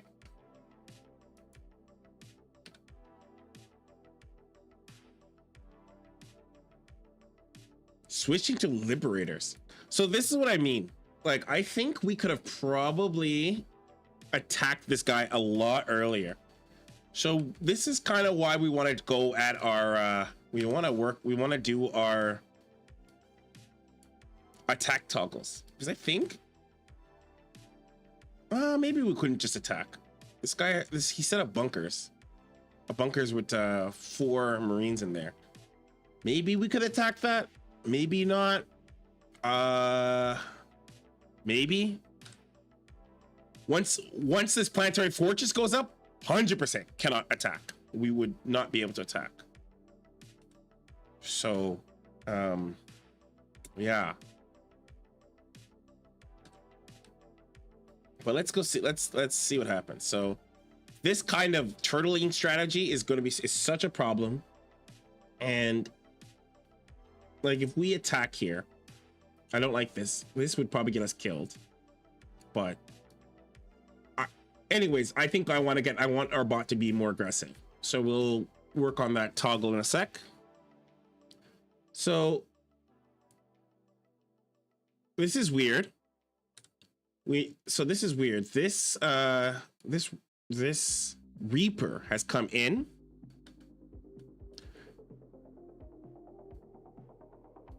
And it's actually doing a bit of, look at that. Interesting. This Reaper is actually causing a little bit of havoc, and no one's moving. That's bad. So we might have to adjust the weighting on Reapers a bit, because these guys are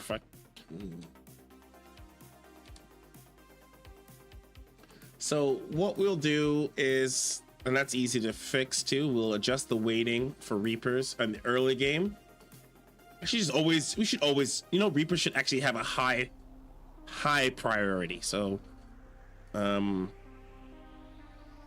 should increase the, add this to my thing. Increase weighting to Reapers. And then we also want to create a proportional response. Create proportional responses to threats. So right now the entire army goes when a threat is coming, and that is no bueno. But look at this. Okay, so eventually, yeah, so eventually they got wind of it. Oh shit, they just didn't care anymore and they just went. Okay, let's see this battle. So this is such a big deal. This is a choke point, and I think that at some point we need to code in how to like identify these kind of choke points. Like, this is just a grid. We can easily identify the grid, use a grid to identify choke points, and then eliminate these kind of, look at this. This is gonna be such a bad, this is why we lost. I'm sure of it. I'm positive, actually.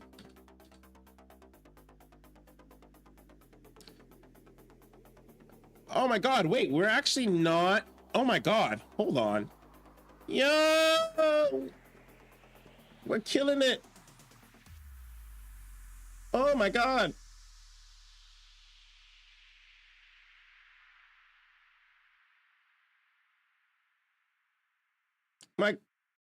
Oh my God, we're actually killing it.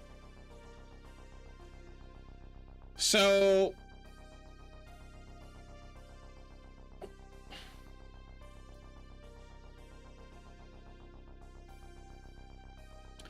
a couple things could happen here. We could change it so the disruptors actually will focus on planetary fortresses to help tear them down, because this is super silly. We actually won this battle. I want to point out we super won this battle. I feel like we could have, like right now, the disruptors are not targeting the planetary fortress. We could do it if there are no targets. Just let her rip. Like, honestly, let her rip. If there are no targets, 100% just target the planetary fortress. And we don't want to put that in our main Nova ball. I think we just want to say, hey, disruptors, if there are no targets and there's a planetary fortress, target the planetary fortress. You don't need to target properly. Just barrel it down. I think we'll do that. That's something super easy. And so if no enemy units and a planetary, I'm just making notes, planetary exists, disruptors attack planetary. So that's an easy thing to do, which we won't be doing today because I still want to do this attack toggle. This attack overall wasn't so bad. Planetary fortress, super annoying.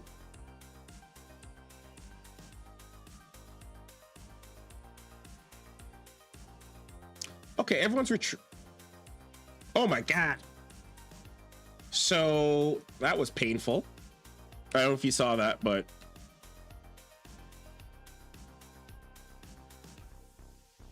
so like, look at that. Jesus.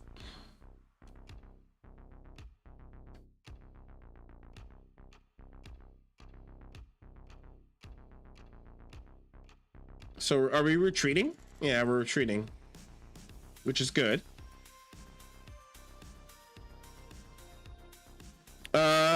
What happened to that disruptor ball? What happened there? Okay. Oh, the enemy is dead, so that's fine.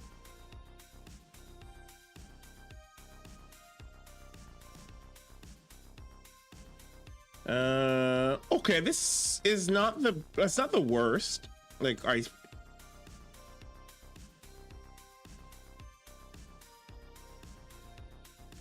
so here's something interesting here. We should actually, what the hell is this?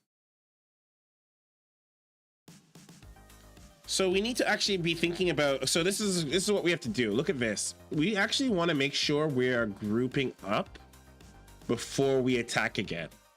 So we need to really, this is back to the attack toggles. So it's regrouping, needs to regroup and attack as a single unit. Look at this gathering. Like it's coming in one at a time, and this is not good. So this is how we lose officially. These Reapers again are all over us. And okay.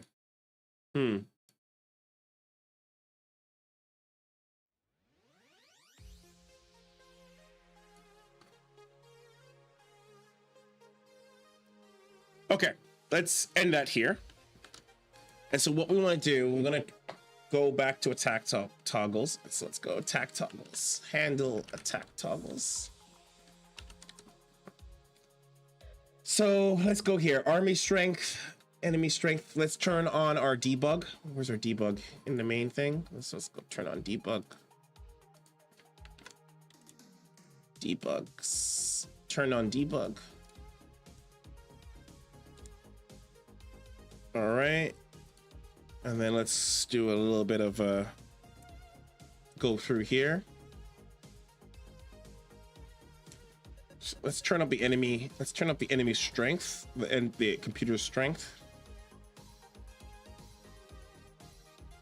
Let's actually go from very easy to, is it very hard? What are the different difficulties again? I actually don't remember.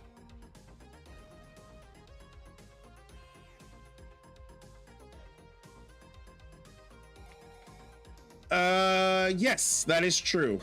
You are correct, but I don't have a way to really I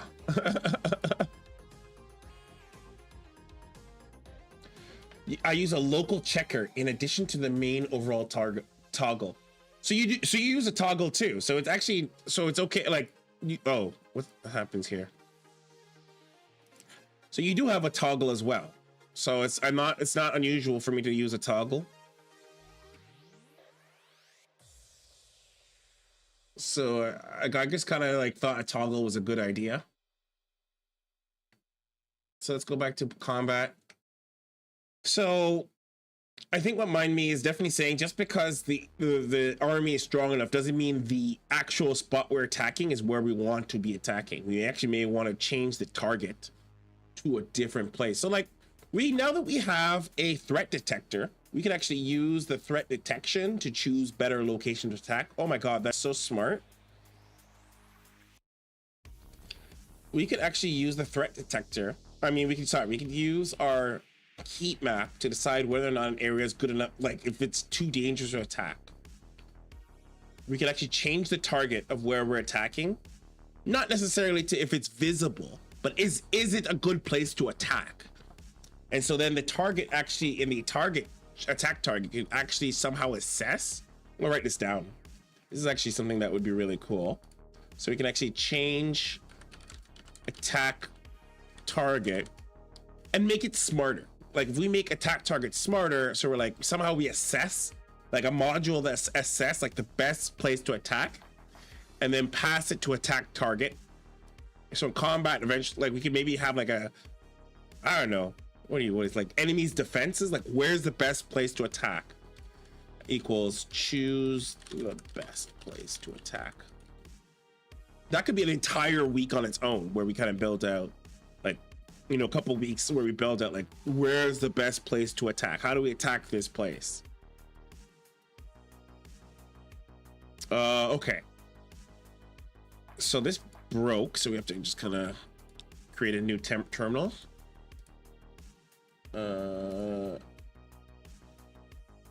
Oh, I just realized the notes, the things are still up. Okay, so let's pop up. But before, let's just actually just change the attack target, the toggles today, and we'll keep it simple because we want to kind of, we want the attack toggles to be a little bit more smarter. So attack toggle, handle attack toggle.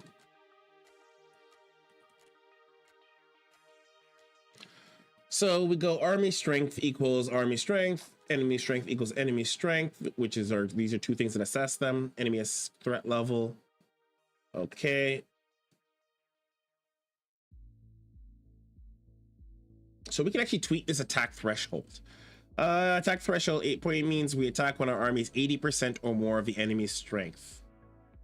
Set minimum army strength before attacking regardless of enemy strength. So we can actually treat these a little bit. Let's maybe, we don't want the threshold to be too high for retreat. And maybe the way we're measuring enemy strength is incorrect. Like maybe we're working on a false premise of enemy strength. Let's go peek into our, let's peek into how our bot is doing enemy strength and see how we're measuring up here again.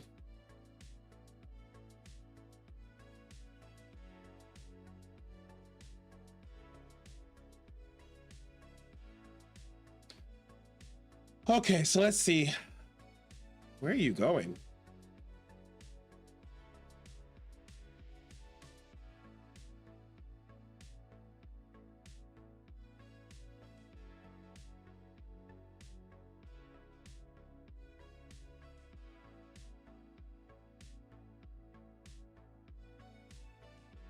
So army is 48, the enemy is 2, and that's because we haven't seen the enemy.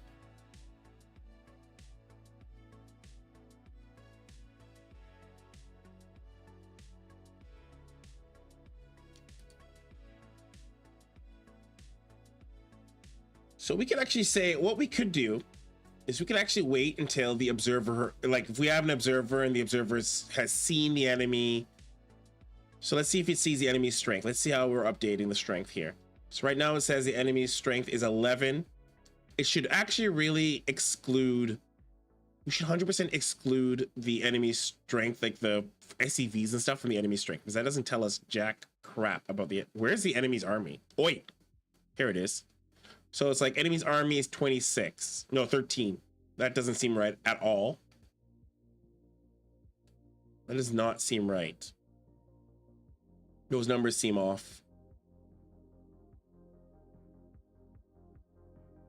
So maybe this, so the way we're, maybe our enemy, it looks like our enemy numbers are off. So let's go dig into that. Because it says the enemy strength is 13 and that's like 100% not correct. Okay, so it says, it says the enemy strength is 74, 109. I mean, yeah, something's, so I think our number, I think there's something's up in the weighting. Run away, run away. Yeah, okay. So it says the enemy strength is 109.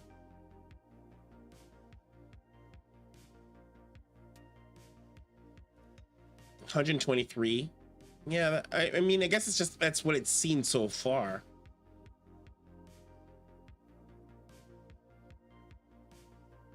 So then it's searching here, see some stuff. Yeah, some, like, look at it. It says our army value is 200. It says ours is 1500 and the enemy's value is 200, and that doesn't seem right. It's going up, but it's like it's not. This number doesn't seem right. This enemy strength. So let's investigate enemy strength. I think enemy strength is off. Let's see how we're doing enemy strength. So let's go into attack toggles. So enemy strength. So enemy total strength equals 0.0. Maybe this is resetting it. Is my doing something wrong here? No, because I did that with my own army strength.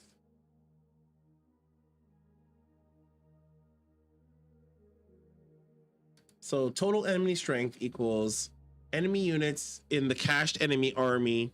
For every unit enemy unit, we're going, if it's unit data and it's not in the ignored types,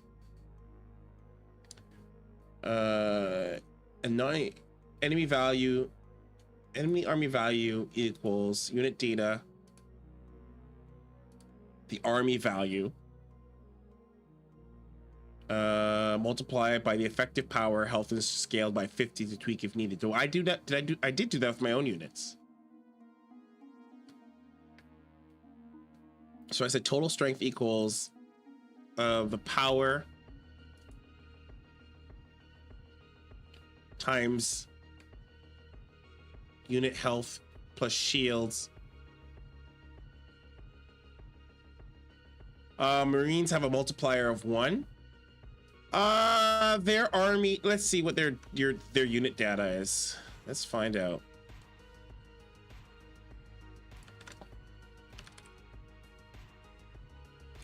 So Marines are army value of 1.1. So yeah, they have 1.1. So maybe it's right. Maybe our army power is actually not scaled properly. Maybe it's our army. So maybe it's not that the enemy's army is not scaled. What is stalkers? Stalkers. Army value of 7. Maybe.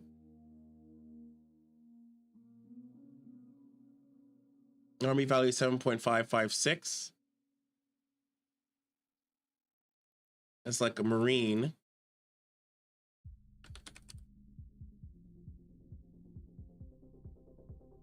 Yeah, maybe it is. Maybe it's because they don't have any, they only have 50 HP. Oh, you might be right.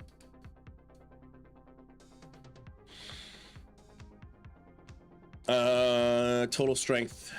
Yeah, so maybe they're just,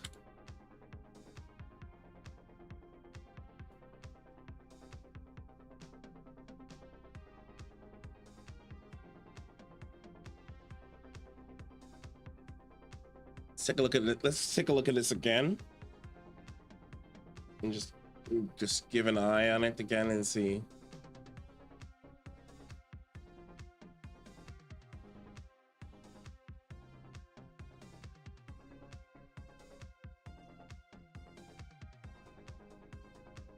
Yeah, I guess the army might be low, and so maybe what we want to do, so one of the things is we want them to attack. We want to attack ahead of time.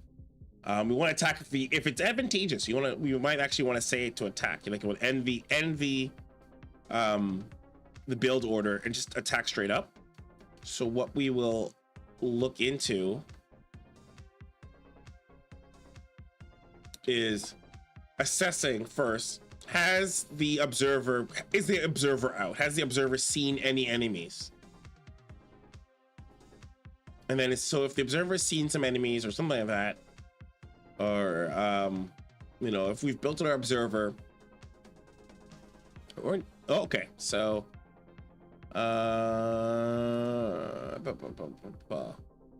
so let's see what's going on here. So it says enemy equals 1 in the cached enemy art. So it says our army here is 48 power. So let's say we have two. What was that? That seems a little high, right? For just the 2 of stalkers. So even if it's 773, it should be 21. Something's up. Is it because of the shields?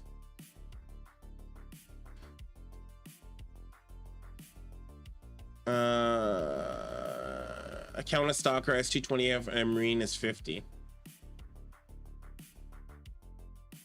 So it's like he's saying our power is 340, saying the enemy power is 9. Let's take a look at this enemy's power, if that looks right. Says the enemy's power is 11. So like right now, if I had set something up, it actually might attack because it might think this is a good time to attack.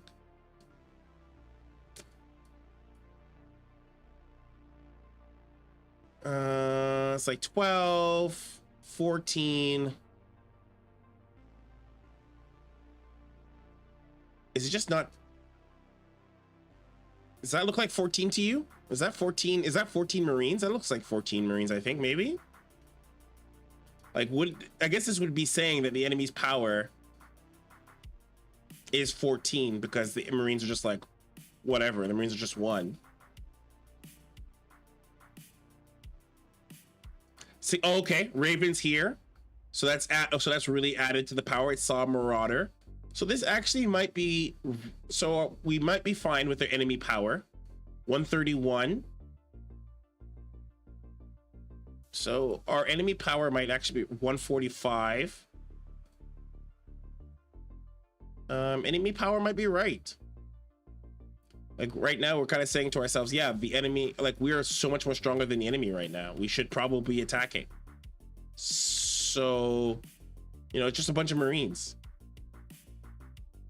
Let's wait and let's see what happens when it gets a lot more power, where it gets more units, and then we're gonna see what's going on. Because right now we're saying, oh, we have so much more power than this enemy, like a tons more power. 201. Yeah, I guess this actually looks right.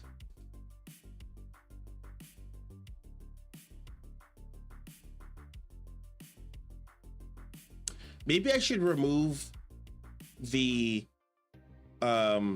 health and the shields.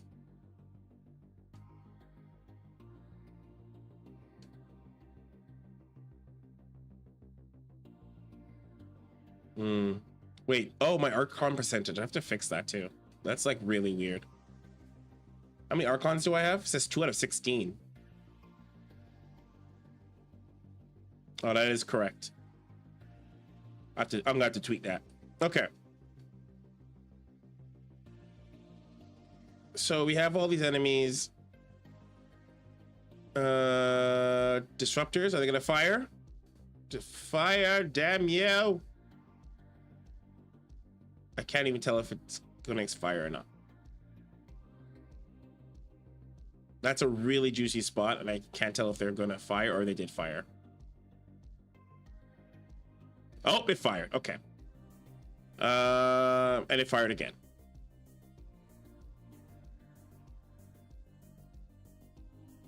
Yeah, I think if we get rid of this, if we get rid of the health and shields, it might be better. I think the health and shields thing is throwing off and skewing this measurement too much. Let's do that.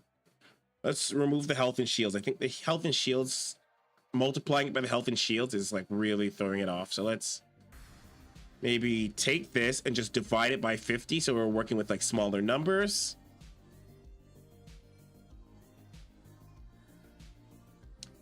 Actually, let's just do straight up army value. Let's just see what happens.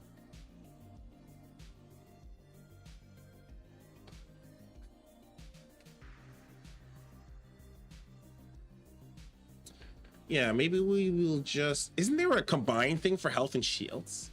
Whatever. It's not a big deal. Let's hold on.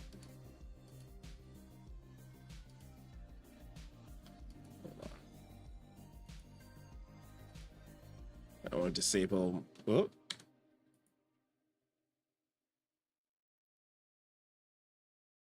I use max health for enemy units unless it's local.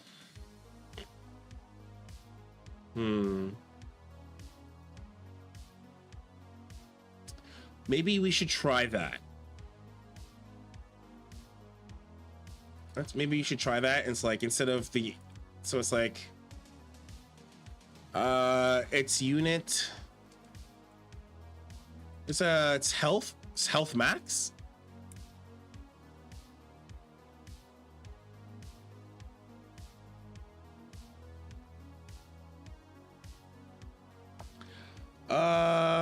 You know what? This is tough because the enemy value only takes in the enemy's cost. Okay, let's turn this off for a sec. Let's turn this off for a sec. Let's get rid of this for a sec. Let's get rid of this as well. Actually, can I just comment this out? Okay. Actually, I regret deleting that. Let's just comment this out for a sec. Comment this out for a sec. And let's see kind of where we land with power. And see if it feels a little bit more of a healthy.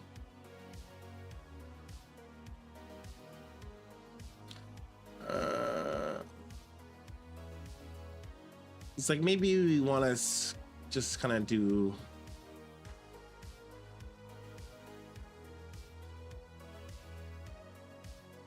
Maybe it's healthier to just. Oh wait, this is not a replay. I don't know why I'm trying to fast forward it. Okay, so while that game goes, I'm gonna pop in here. So enemy units, total strength.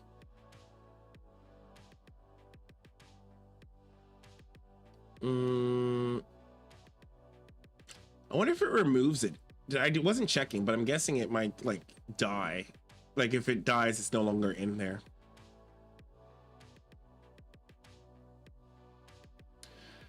So mine means like if I use max health for enemy units unless it's local, but I don't multiply by it. What do you do? If you don't multiply by it, then what are you doing with it? You can take the max health and the current health, find out what the percentage of the health exists, and then count that percent of their army score. So 70% health on a 1 army power equals 70%. Oh, you kind of take like what is the status of this army as the current set of the, like if the army is at like a low health percentage, it's actually weaker. Interesting. Can you do current health? Do I have to like, I have to fix that. I just realized that.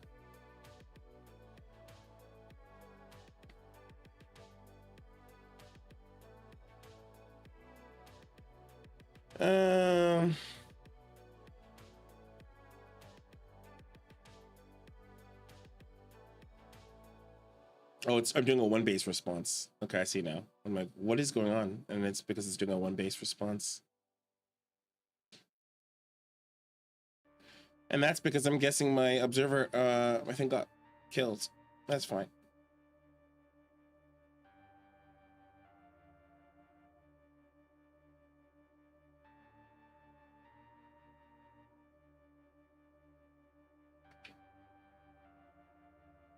I have to tweak this Archon percentage. That has to get tweaked because it is like way off. You can use whatever health you last saw them. Is that, but if you do unit.health, is that the current health as it is now? It's the health that it has the units you last saw it, isn't it? Unit.health.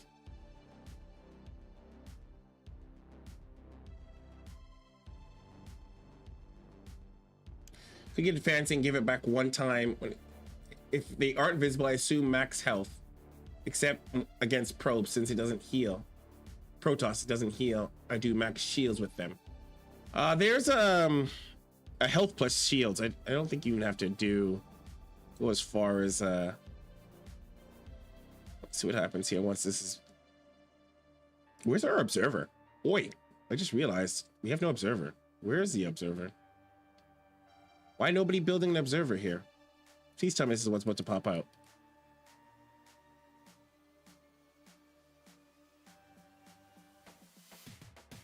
So that's odd. I don't see an observer anywhere. Oh, there it is. It's going. Okay, it's going across the map. Why are these not merging? Okay. That's strange.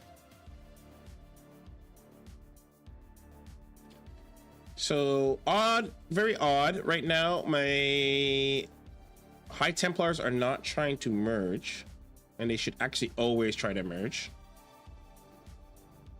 This movement's a little weird as well. Man, I really need to work on this unit movement. Look at this. This is like half these units are getting left. We're gonna have to work on that at some point.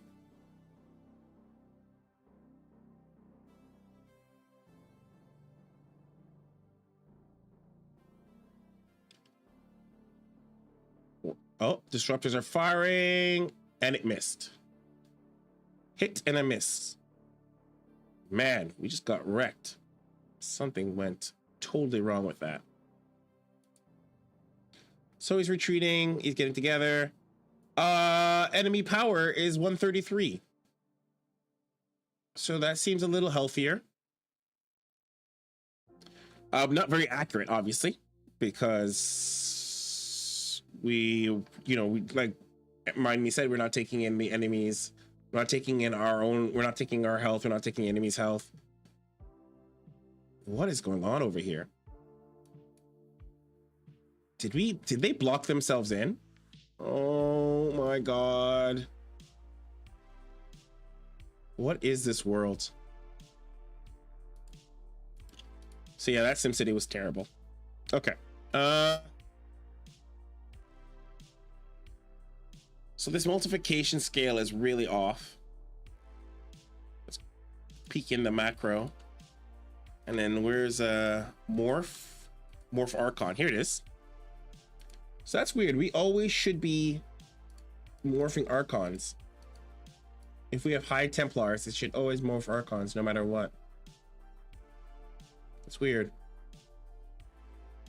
So I don't know why that didn't run. It should always be running.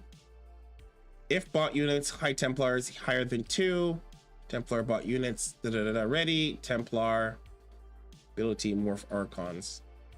Strange. It should have 100% done that. There's no reason it handle, unless it wasn't handling macro. But that doesn't make sense. It always has to do macro or wouldn't do anything. We'll just take it as a fluke. Maybe something was a glitch. It's always done it before. Let's go back into here. So let's see let's go what my mind was saying. You can take the max health and the current health, find out what the percentage of the health exists, then count that percentage of their army score. So 70%. Now we have there's a weighting of the units, so the army value, and that takes how much that's the cost of the unit. So what I might do is I would take that and then we can times it by the current health. So let's Python SC2. So open up Python SC2. Python SC2.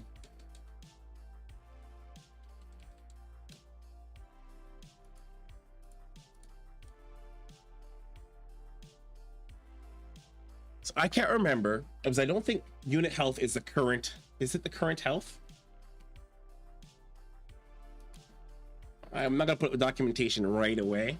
I'm gonna just do a quick peek in. Unit health. Unit.health. Max health. That is not. Let's say units. Health. Weird. Maybe I have to search health. Okay, so there's a health percentage. Perfect. Let's see what we got here. So we have returns the health of that unit. Does not include shields.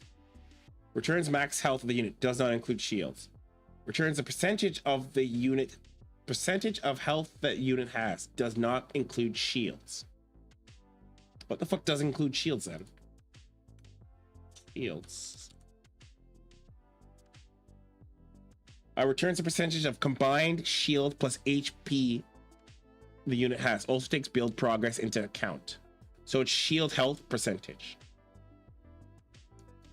So we can something go like this. We can actually maybe go, instead of this 50%, what if we said something like power equals, actually still comment this out because I might want to come back to this.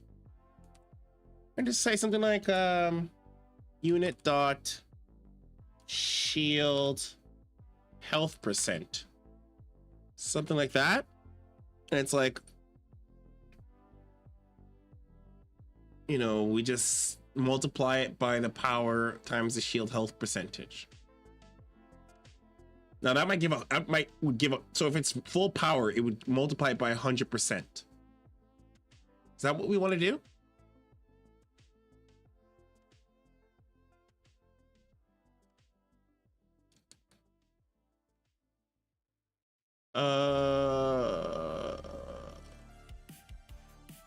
So what if we could do? We could do something like this. We could actually go multiply the power times 100%, and then divide by 50.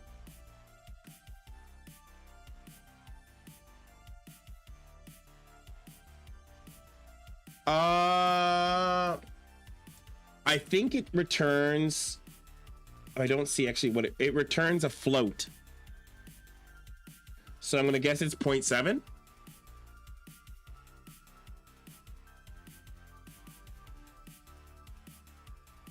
I guess it's 0.7. So let's actually, I'm gonna pull up my little calculator. Let's say the units is like a stalker and it's like times 0.1. So, oh, so maybe it's fine. Maybe this is actually okay. So let's maybe just, okay, let's test it. So let's say maybe we don't have to do this, because I think if you're right, if it just if it just provides, it might be just fine as is if we just do this. Let's find out. Oh, why didn't that light up?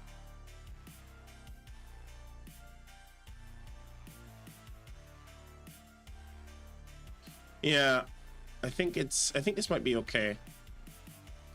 Let's run this.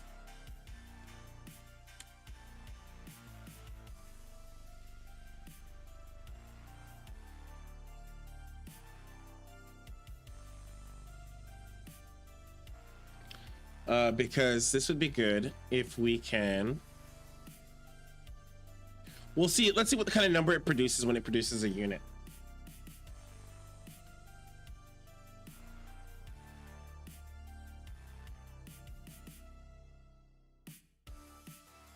I wonder if the unit has no shields. If it doesn't, I guess it doesn't care. So I guess if it's combined shield and health, it'll just be 0. If it doesn't have, if it's a non-Protoss unit. Oh, it does, yeah. I'm looking at the documentation. It does. It returns 0. So that's good.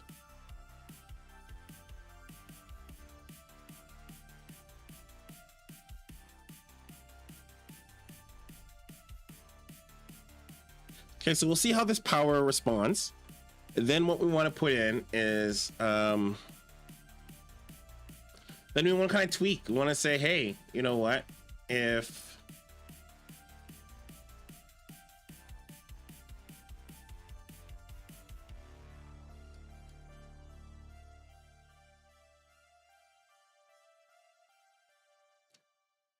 okay, so our army has 8.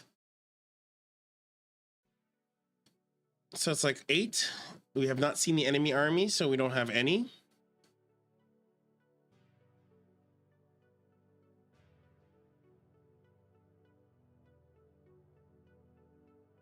So it thinks we have 15, which is good. So what is this? This is 2.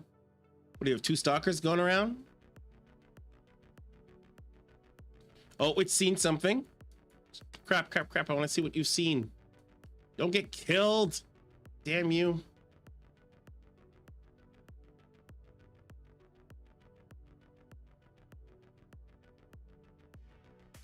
Should also use health for that reason. Yeah. Okay. So, okay. Observers here. It's looking around.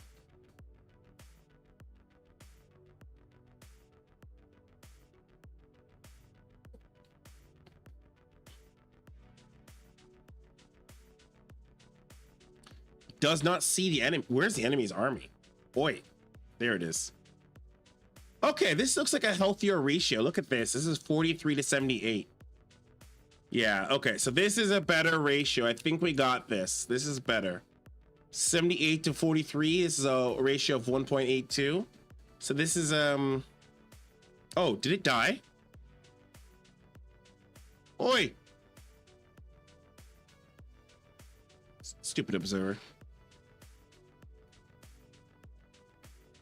So this is actually a healthier, like, these numbers look easier to work with.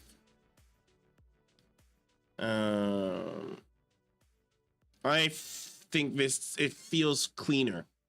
So it's like 5.56. So now it's like, oh, I'm 238 to the ratio of 5.57. And we can just improve. If we improve the scout, overall, the scouting information and how we handle the scout, and make sure we always have our scout, we can always have good eyes on the enemy and not reduce the amount of times our bot will make a bad decision to attack. So obviously now, if we have it that it should attack now, it's gonna it might make a bad decision because it doesn't know anything. It has no information. That's because the observer died. And I'm hoping I'm rebuilding that observer. I don't see that observer. I'm a little concerned.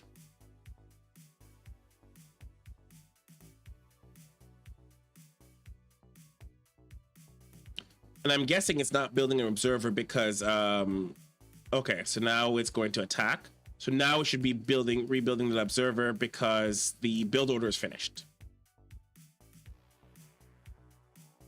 I'm guessing we're going to be rebuilding the observer because the build order is finished. Okay, so yeah, it's rebuilding the observer. It's only checking to build a observer when the build order is finished. Oh my God, what is going on? I need to see. Oh my God, this is so bad. Where is the observer?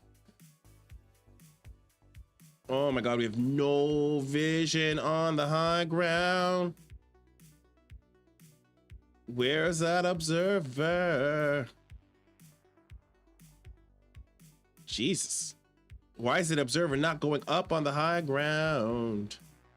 So yeah, we need to really spend an entire session fixing this observer. Because look at that. We have no vision on the high ground. This observer is kind of like, whatever. You don't need to see anything.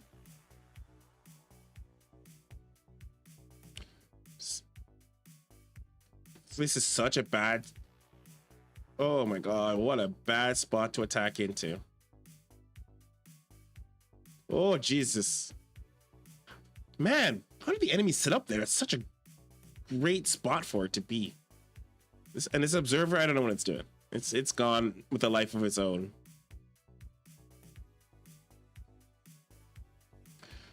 Okay, so we're gonna actually go fix this Archon percentage. That percentage is a little off,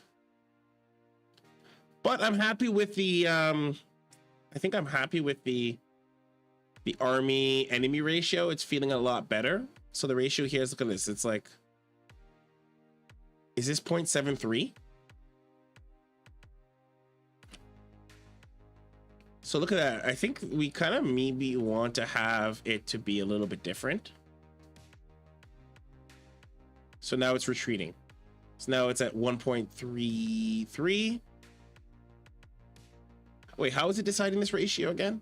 It's like it's checking our strength to the enemy's strength. And it's attacking at 1 point if we're over 80%. Should probably check if we're like 2 times, no? Ratio of 2. Jesus, this is such a massacre. Oh my God, please stop. Please don't attack into this position. I'm begging you, please stop it. What is this disruptor doing?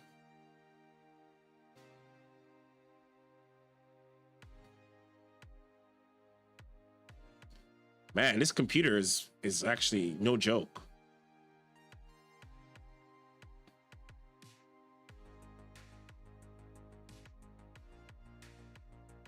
This computer's no joke.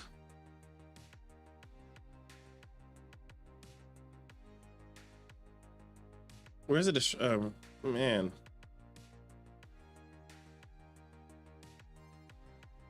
I mean,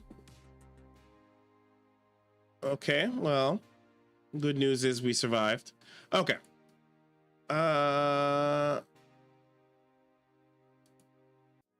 So is it retreating now?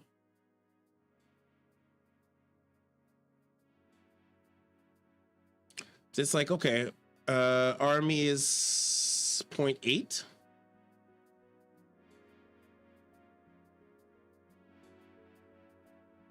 I mean, how is it? I don't think it, I think it should actually really be like if it's 1.5 higher than the enemy. And this really comes down to this observer. This observer is not, I don't know why this observer is not going out. Go out into the front. I swear it's programmed to go out when it's attack. It's supposed to go scout. And it's not doing that. But even now, look at this. The grouping of my army is a little wonky. We have to really work on that.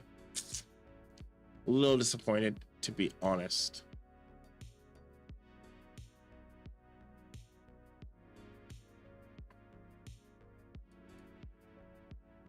This looks weird though. This army, oh, I guess this isn't visible, right? We don't have vision on this army, perhaps, or this enemy's. Oh, good. Oh, get them, yeah, take that.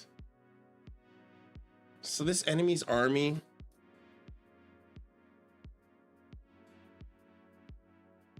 so I'm guessing we don't have full vision on the enemy army, and so that's why we're not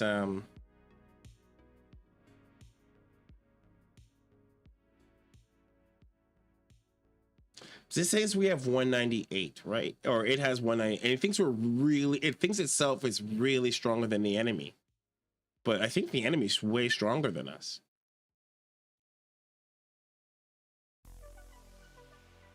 Oh my God, where are we attacking to?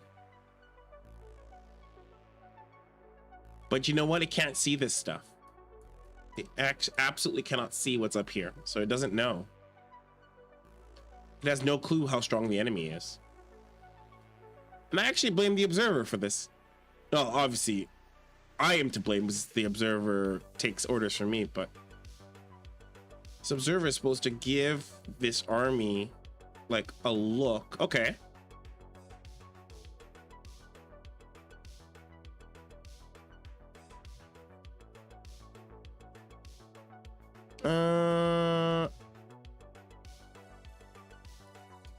Switching to standard army 1 due to high archon count, which is good. That's what it's supposed to do.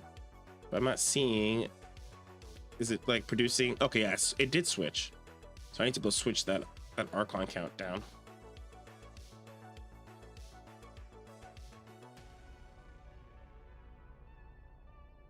Okay, so anyways, here it is. Look at this. Here it is. Here's the bouncing. Look at this.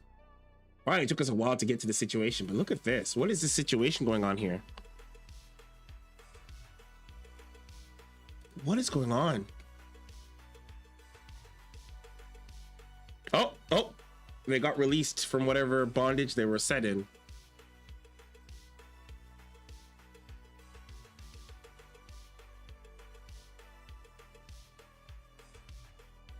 Oh, this is so horrible.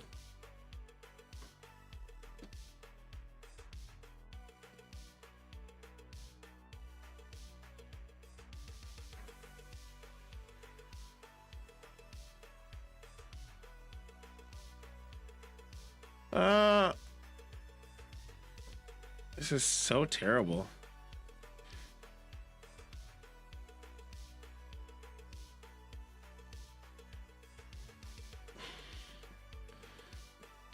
Oh, Jesus.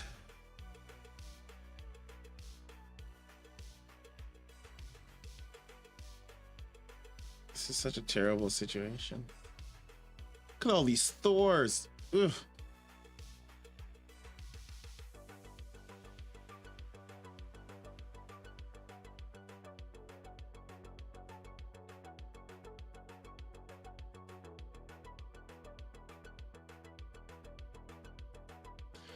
Weirdly enough, I think it's breaking through.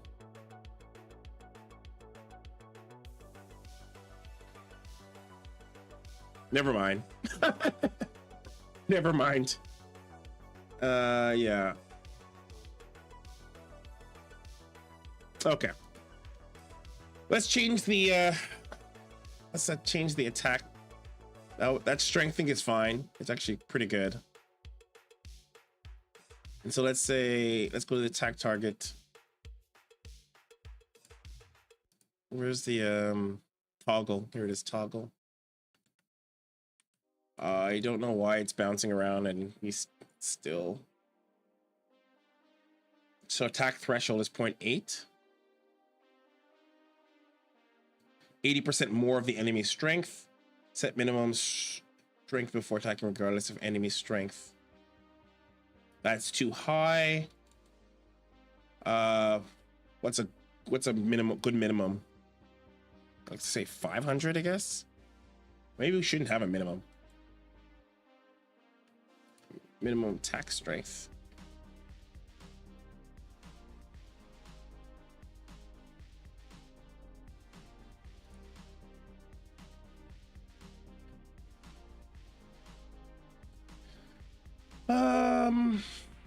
So we're like,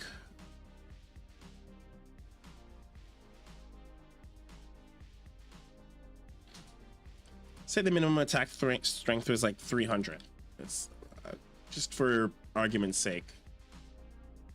Set retreat threshold. 6 means retreat if our enemy falls below 60% of the enemy's strength. That sounds right. Attack threshold, 80% of the enemy's strength. That could be tweaked to be 50%.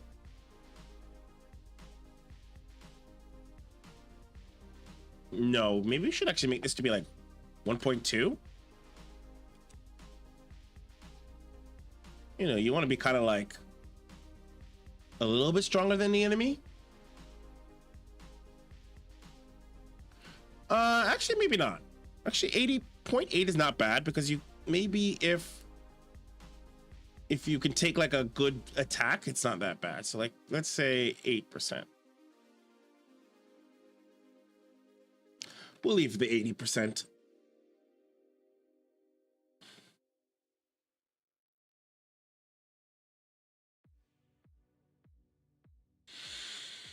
Oh, goodness. My goodness gracious. I don't know. Making it bigger accounts for not knowing about the whole army. Making what bigger? Making what bigger? The minimum attack value or the ratio? So if I make it too big, then it won't go out. It'll stay too timid. I need to set a gate of like, I don't know. You have to know somehow. It needs to know that it's seen the enemy's army. You think 1.2 is good?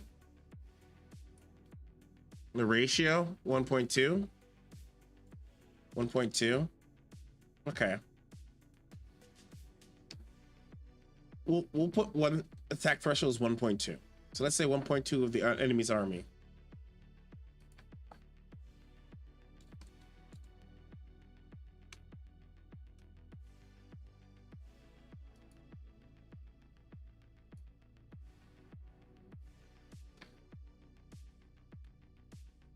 Okay, so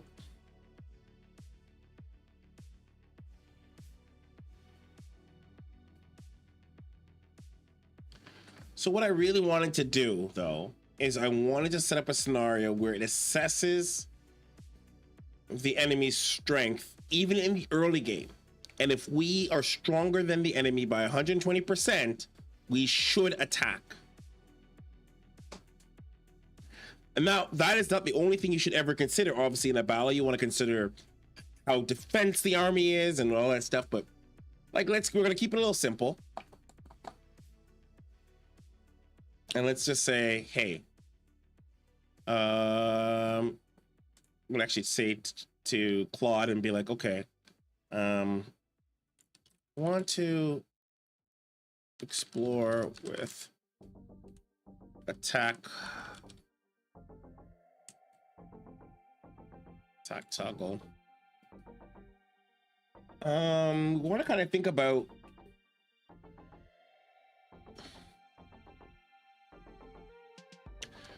how can we tell, how can we somehow indicate to our bot that it has info it needs to attack? Right? Can we say if the scout has existed? Because if we say if the scout existed, then you have information to attack, right? If the observer is out and then he's gone and done his rounds, then it's like, okay, he's observed.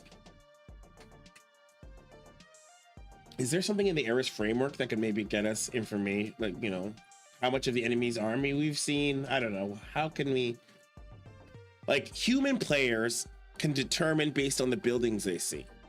So mining. Because human players, let's work backwards how humans do it. So human pro players infer how much what the enemy has based on the buildings they've seen. So humans will observe the build. So they don't maybe they don't have to see the enemy's army, but they can infer from the amount of buildings produced how much buildings they've produced based on the time it is. So that actually, this might be out of our scope, because we would have to, I mean, we'd need data. This is a data problem that actually might be beyond me as a person coding it, because what humans do is they use experience to infer the situation, right? And yeah, this is the goal of Alpha Star, intuition, which is exactly it. So this is actually might be beyond my capabilities at this stage, because essentially what humans do is they use the information they have and extrapolate on the information to give the full picture. So if you see you have a barrack, sure, your scout was killed, it's 2 minutes in, they know it might be X, Y, and Z, and this is the enemy's strength, and this is how they do it. So what can we do for a proxy? Let's ask AI, because I'm not gonna obviously build something that's so fucking complicated today, but let's ask AI, because yeah, you know, you're not gonna wanna, if you were scouting the production, you could simulate that it's building units, but then updating that prediction based on what you see is hard. Yeah. You would need data, and you'd need data, and you need like a model. Like you'd have to create like build order models. Like you'd have to get enough data, and then the bot would have to build a inference of what the information means. And so I don't know, that's like, it sounds like a neural net problem. So let's see if we can ask Claude and see if there's something we can come up with that's just like a simple facsimile of that. So I want to explore upgrading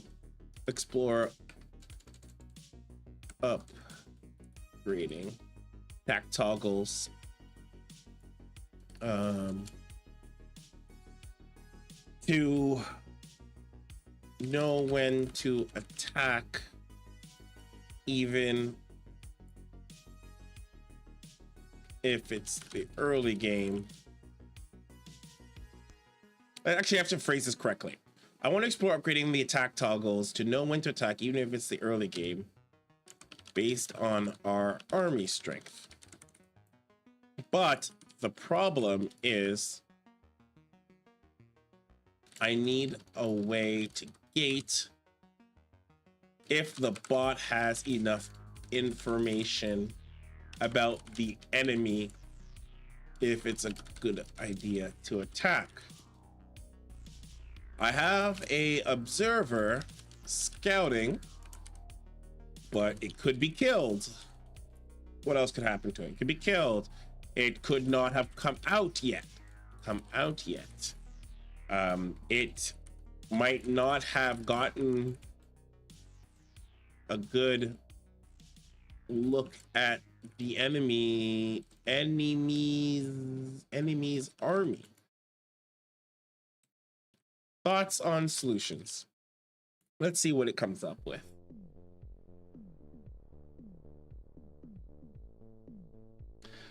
Now, I put it purposely on chat mode. I don't want it to go off and build something. I just wanted to like talk to me.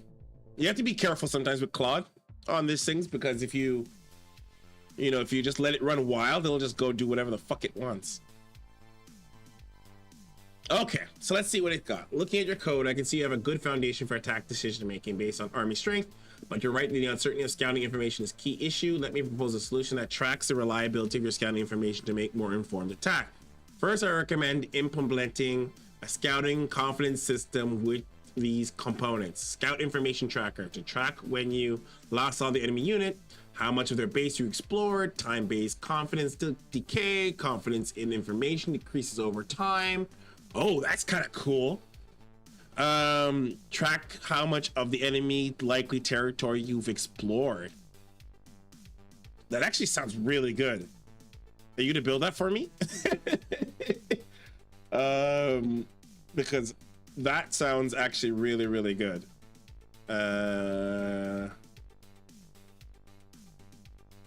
Let's see what it proposes.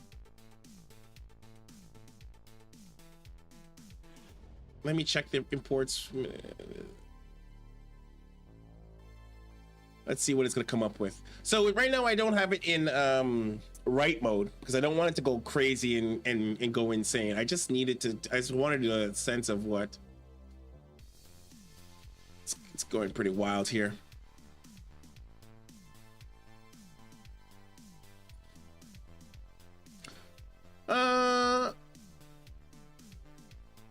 So like right now, as we see, it's actually proposing a bunch of solutions, and I don't know if I'm gonna adopt any or all. I just want to kind of see what it came up with. I really just wanted to propose a solution, but anyways, let's see what it got here. Okay, so this solution creates a comprehensive scouting confidence system that allows your bot to make smarter attack decisions in the early game. Well, it doesn't have to be the early game. It can be any type of the game, really. Scouting confidence calculations assigns a da-da-da confidence score based on observer availability. If they got killed, confidence drops. Regency. How would you know if it got killed? How would you know that? How did you do that?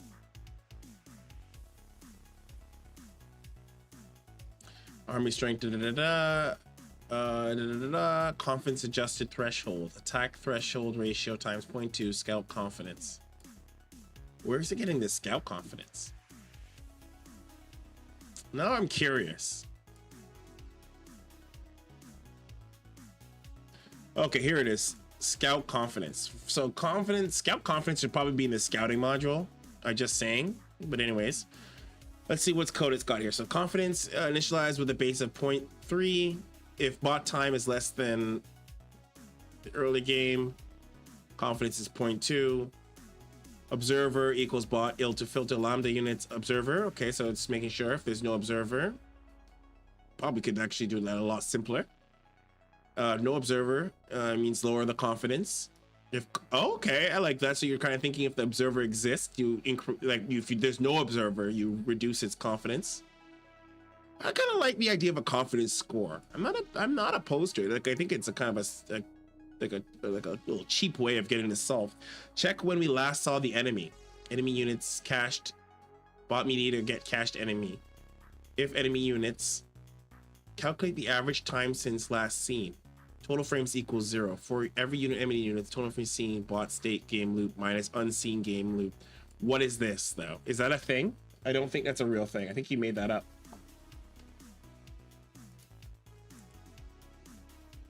What is it? Game loop? Is that a thing? I don't think that's a real thing. So that might be made up. Unit.last seen? I don't think that's a thing either. I think it just conveniently created something. Last seen game loop. I do not think that exists. No, that's not a thing.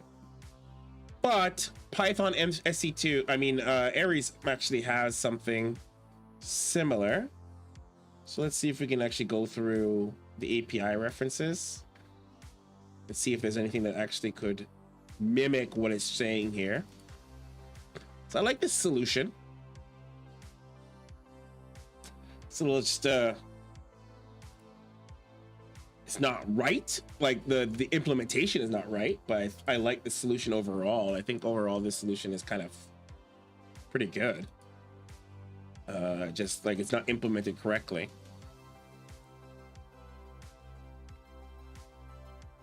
So it'll be up to me to figure out how to implement it if I want to go with this. And first things first, do we have the pieces in the API to make this a thing?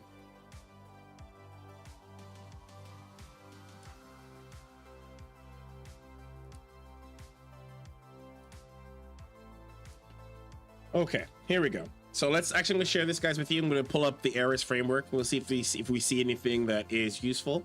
I actually should be getting close to ending this. I should be ending this stream now. This is actually, I haven't eaten dinner and anything. Uh-oh. Okay, so let's see what we got in the API. So we got,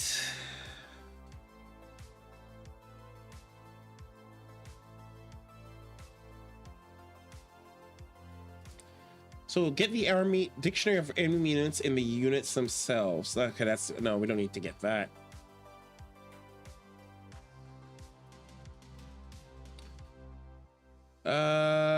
Get own army. No.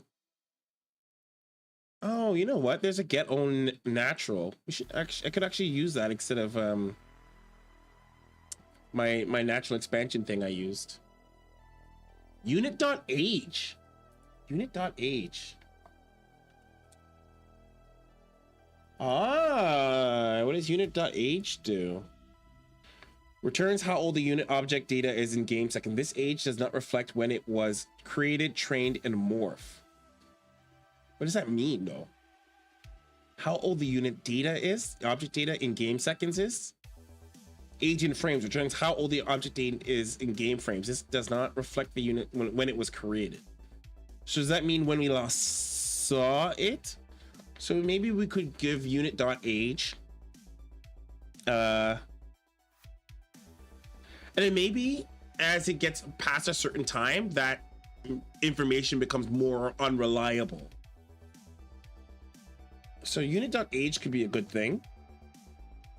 Like, I don't know if you want to be spamming this though. Like, I want to make sure, like, maybe we want to make sure that it's not spamming it all the time. We should maybe check every other frame. Hey, what's my confidence level? Because you don't want to be spamming. Hey, what's the confidence level? Hey, what's this confidence level? Hey, what's the confidence level? Right? You kind of just want to check maybe every 5 frames, every 10 frames. Or every 5 steps, not frames. Every 5 steps we want to check.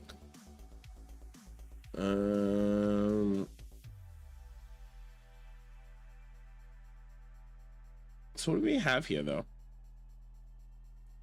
Hey, there's a combat sim. Hey, there's a combat sim here. Get the predicted engagement results between 2 forces. Huh. Maybe we could use this. So we could do a confidence manager. We can do a confidence manager. A confidence threshold that tells us it's time to attack. And before we engage, maybe we check, can we win this fight? We use this combat simulator in Eris framework. And if the answer is no, and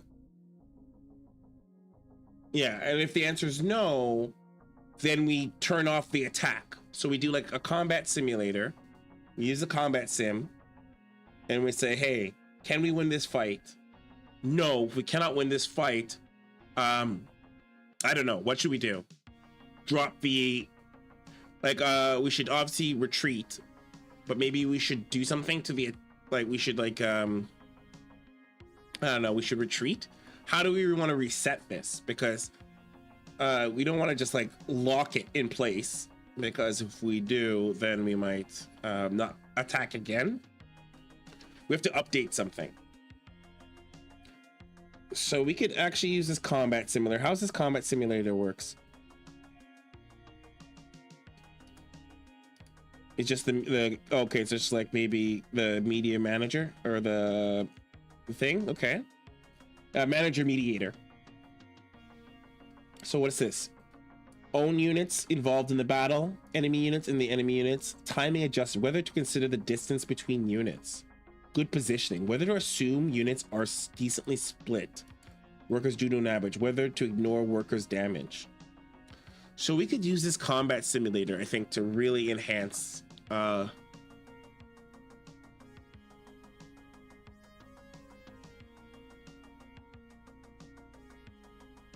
I mean, maybe we don't even have to do anything. Maybe we just say,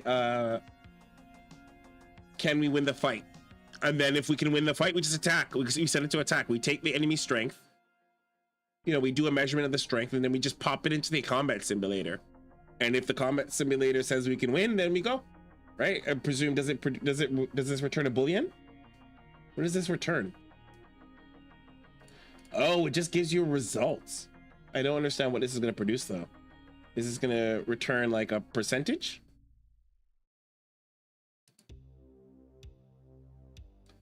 I don't know what it will produce. Is this a Boolean? Is this like a number, like a percentage of what likelihood you'll win? So get the predicted engagement results between two forces. So I'm guessing it's gonna pop out like a number of some sort.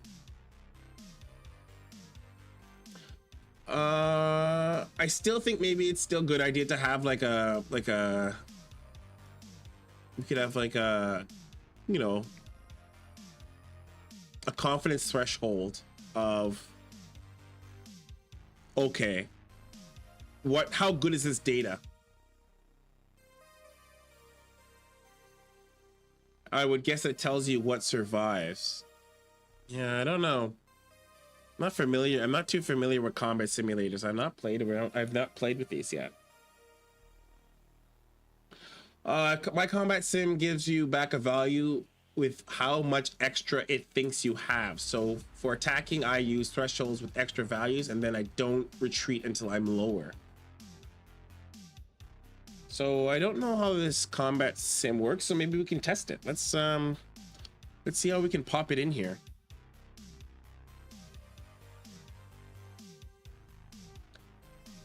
Can we refer to the so I just found out about a combat sim in the Eris framework called can win fight. How do you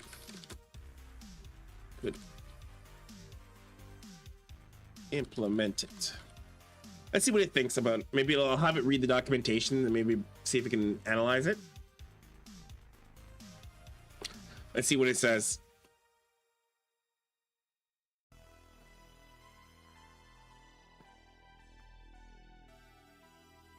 Oh, we found it.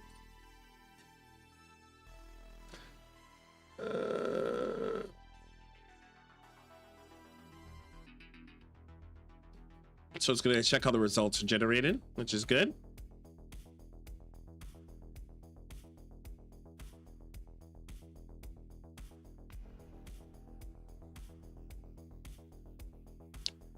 Okay, let's let's go look how the results are given.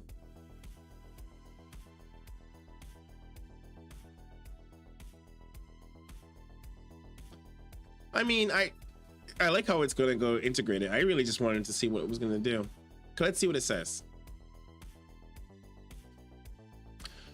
I should have said I don't want it to necessarily be in attack toggles. I kind of want it to be in the overall context of my system. That's okay. It's on read-only mode anyways.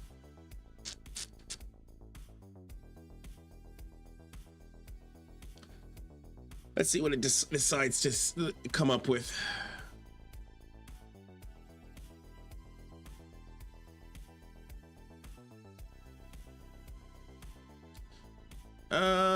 Let's see. The Eris combat simulator provides a much more So let's see what it says. It's like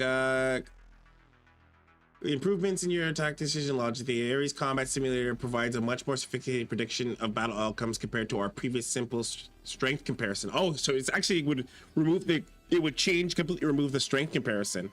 Combat Simulator considers unit types, position, timing, and detailed combat mechanics to provide a precise outcome prediction. Instead of just stronger or weaker, we are now have a range of outcomes: victory empathetic to loss empathetic, allowing for more strategic decisions. The code now adjusts the engagement thresholds based on scout confidence, requiring a better predicted outcome when we are uncertain about enemy information. Improved debug visibility. Well, actually, I didn't import that. So, Combat Simulator can win fight to get an enum value that precisely predicts the battle outcome. Default threshold: victory close, low confidence, high confidence, attack decision, immediate retreat if the combat sim predicts loss close, attack if outcome meets or exceeds the confidence adjusted threshold, special early game conditions for decisive victory. I actually like using the combat sim as the backbone. I would like to actually do that, not tonight, because this could be an entire thing on next week, where we kind of look how to implement the combat sim. I like the idea of the combat sim, and I also like the idea of a scout confidence. I think having scouting confidence is a good idea. And then I think if we implement what using unit.age to determine whether or not we've seen it would, I mean, I could just implement what the AI has put in here and then check it over next week. Like, right? I could like test it and see if it works. What did it put in here? Meteor can win fight. So it did that. Enemy army. Calculate scout confidence.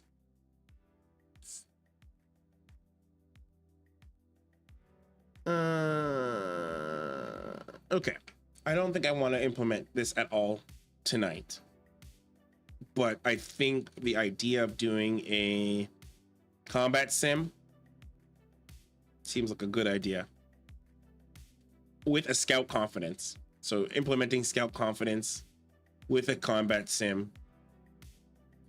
So let's not implement this right now, but let's push the changes that we did earlier today, because that will be useful for the bot overall. Let's see, what did we? So this attack threshold stuff probably doesn't need to, because we actually, okay, so we're gonna be working on that. So the macro stuff, bot natural expansion.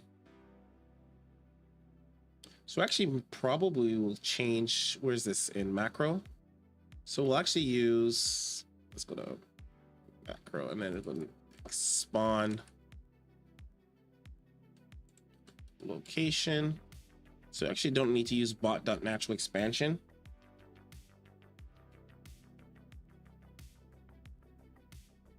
Or actually, let's go to natural expansion. So I actually have a really complicated way of getting a natural expansion here. So we could actually do something like, we'll use,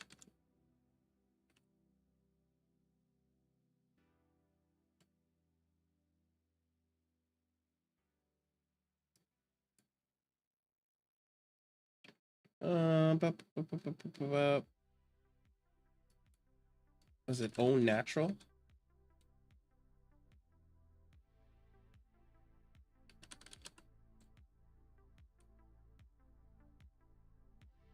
So we can actually go, so this will go,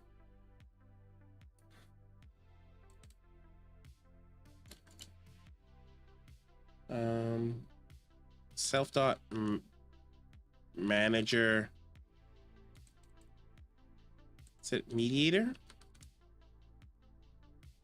Mediator equals, so get own natural. Okay, there we go.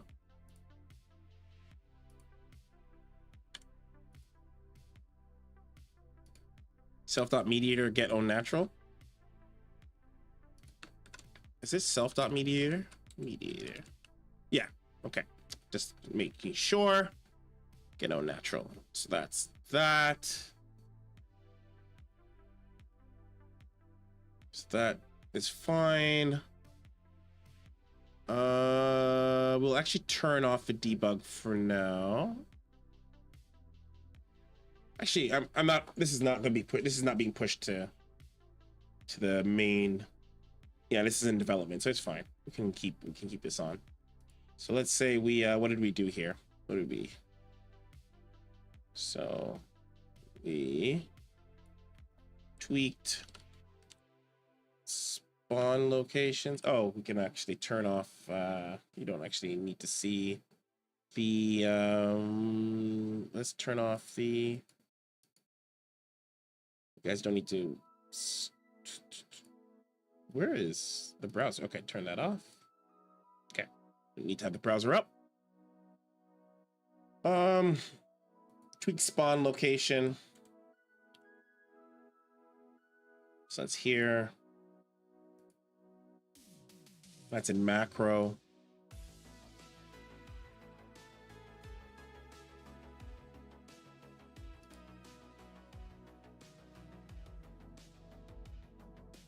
That's that, and then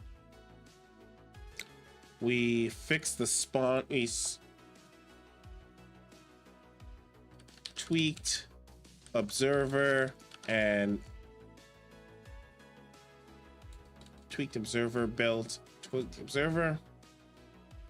That's that. What happened in disruptor? What did we do?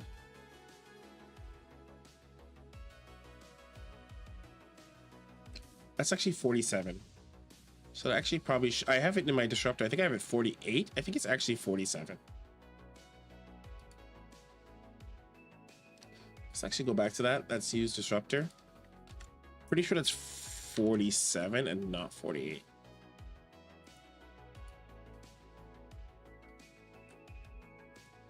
And it's not frames per second. It's actually game units. What was it? Game. All right, mind me. I'm actually going to be closing down, so it's fine. 22.4 game units. Or is it game loops? I can't remember. Game units per second. Have a good night. Mind me. So that's not 48. Actually, it should be 47. Game ticks. That's the word. Game ticks. 47. Game ticks.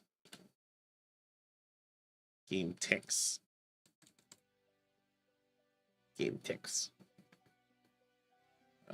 Okay, and so that's disruptor. What did we do? We increased the radius. Increased travel radius. Buffer. Truth be told, I actually want to increase that one more. Yeah. It's not, no, it's not the game units. It's ticks. Like it's almost like it's like the frames, but like I guess like how many. I guess it might be you might be best to say like steps. So I guess maybe it's like 22 steps per second or 22 steps. It does 22 steps per second. 22.4 steps per second. Is this? So it might be actually 22.4 steps per second.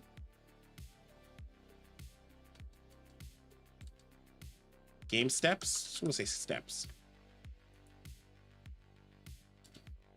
So that's, I think put game ticks, but game steps is probably the prep steps. It's not frames per second. I thought it was frames. It's not frames per second. It's steps. It's steps per second because the frames per second is oh my god, I forgot the calculation. It's not frames per second though, because originally I had frames per second, but it's not frames per second.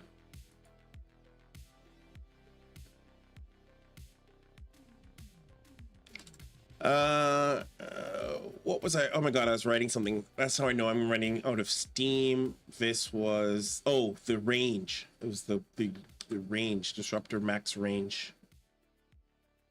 So I actually want this add a small buffer. So let's add a small buffer of 4. So it goes a little closer. There we go. So it's the increased radius buffer. It's actually travel buffer for target. So that's that. And then what do we do in combat?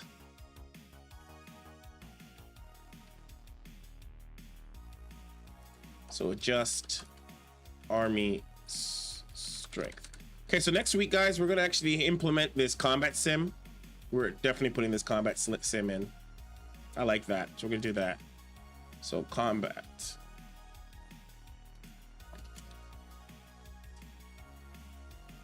And so we're gonna replace our like our army strength predictor with the combat sim. So that's next week. Huh. I think an observer is more than enough for that.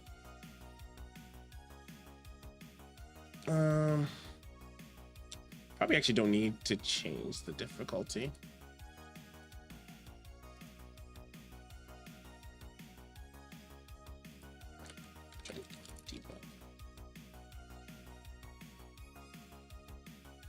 All right, those changes are in. All right, changes are in. Okay. Let's wrap this up.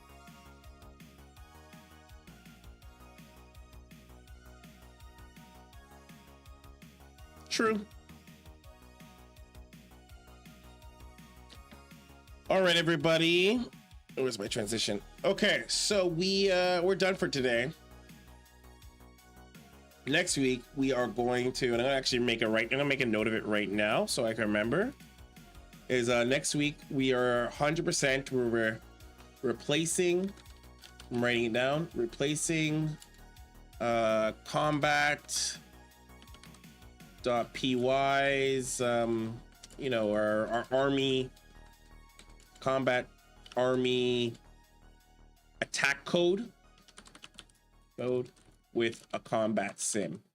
So we'll be implementing combat sim next week, and yeah, we'll be seeing how that works.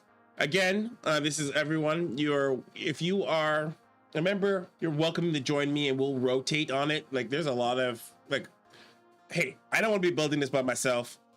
Always open for the extra help of people who want extra code, get some little extra practice in here, and we'll rotate.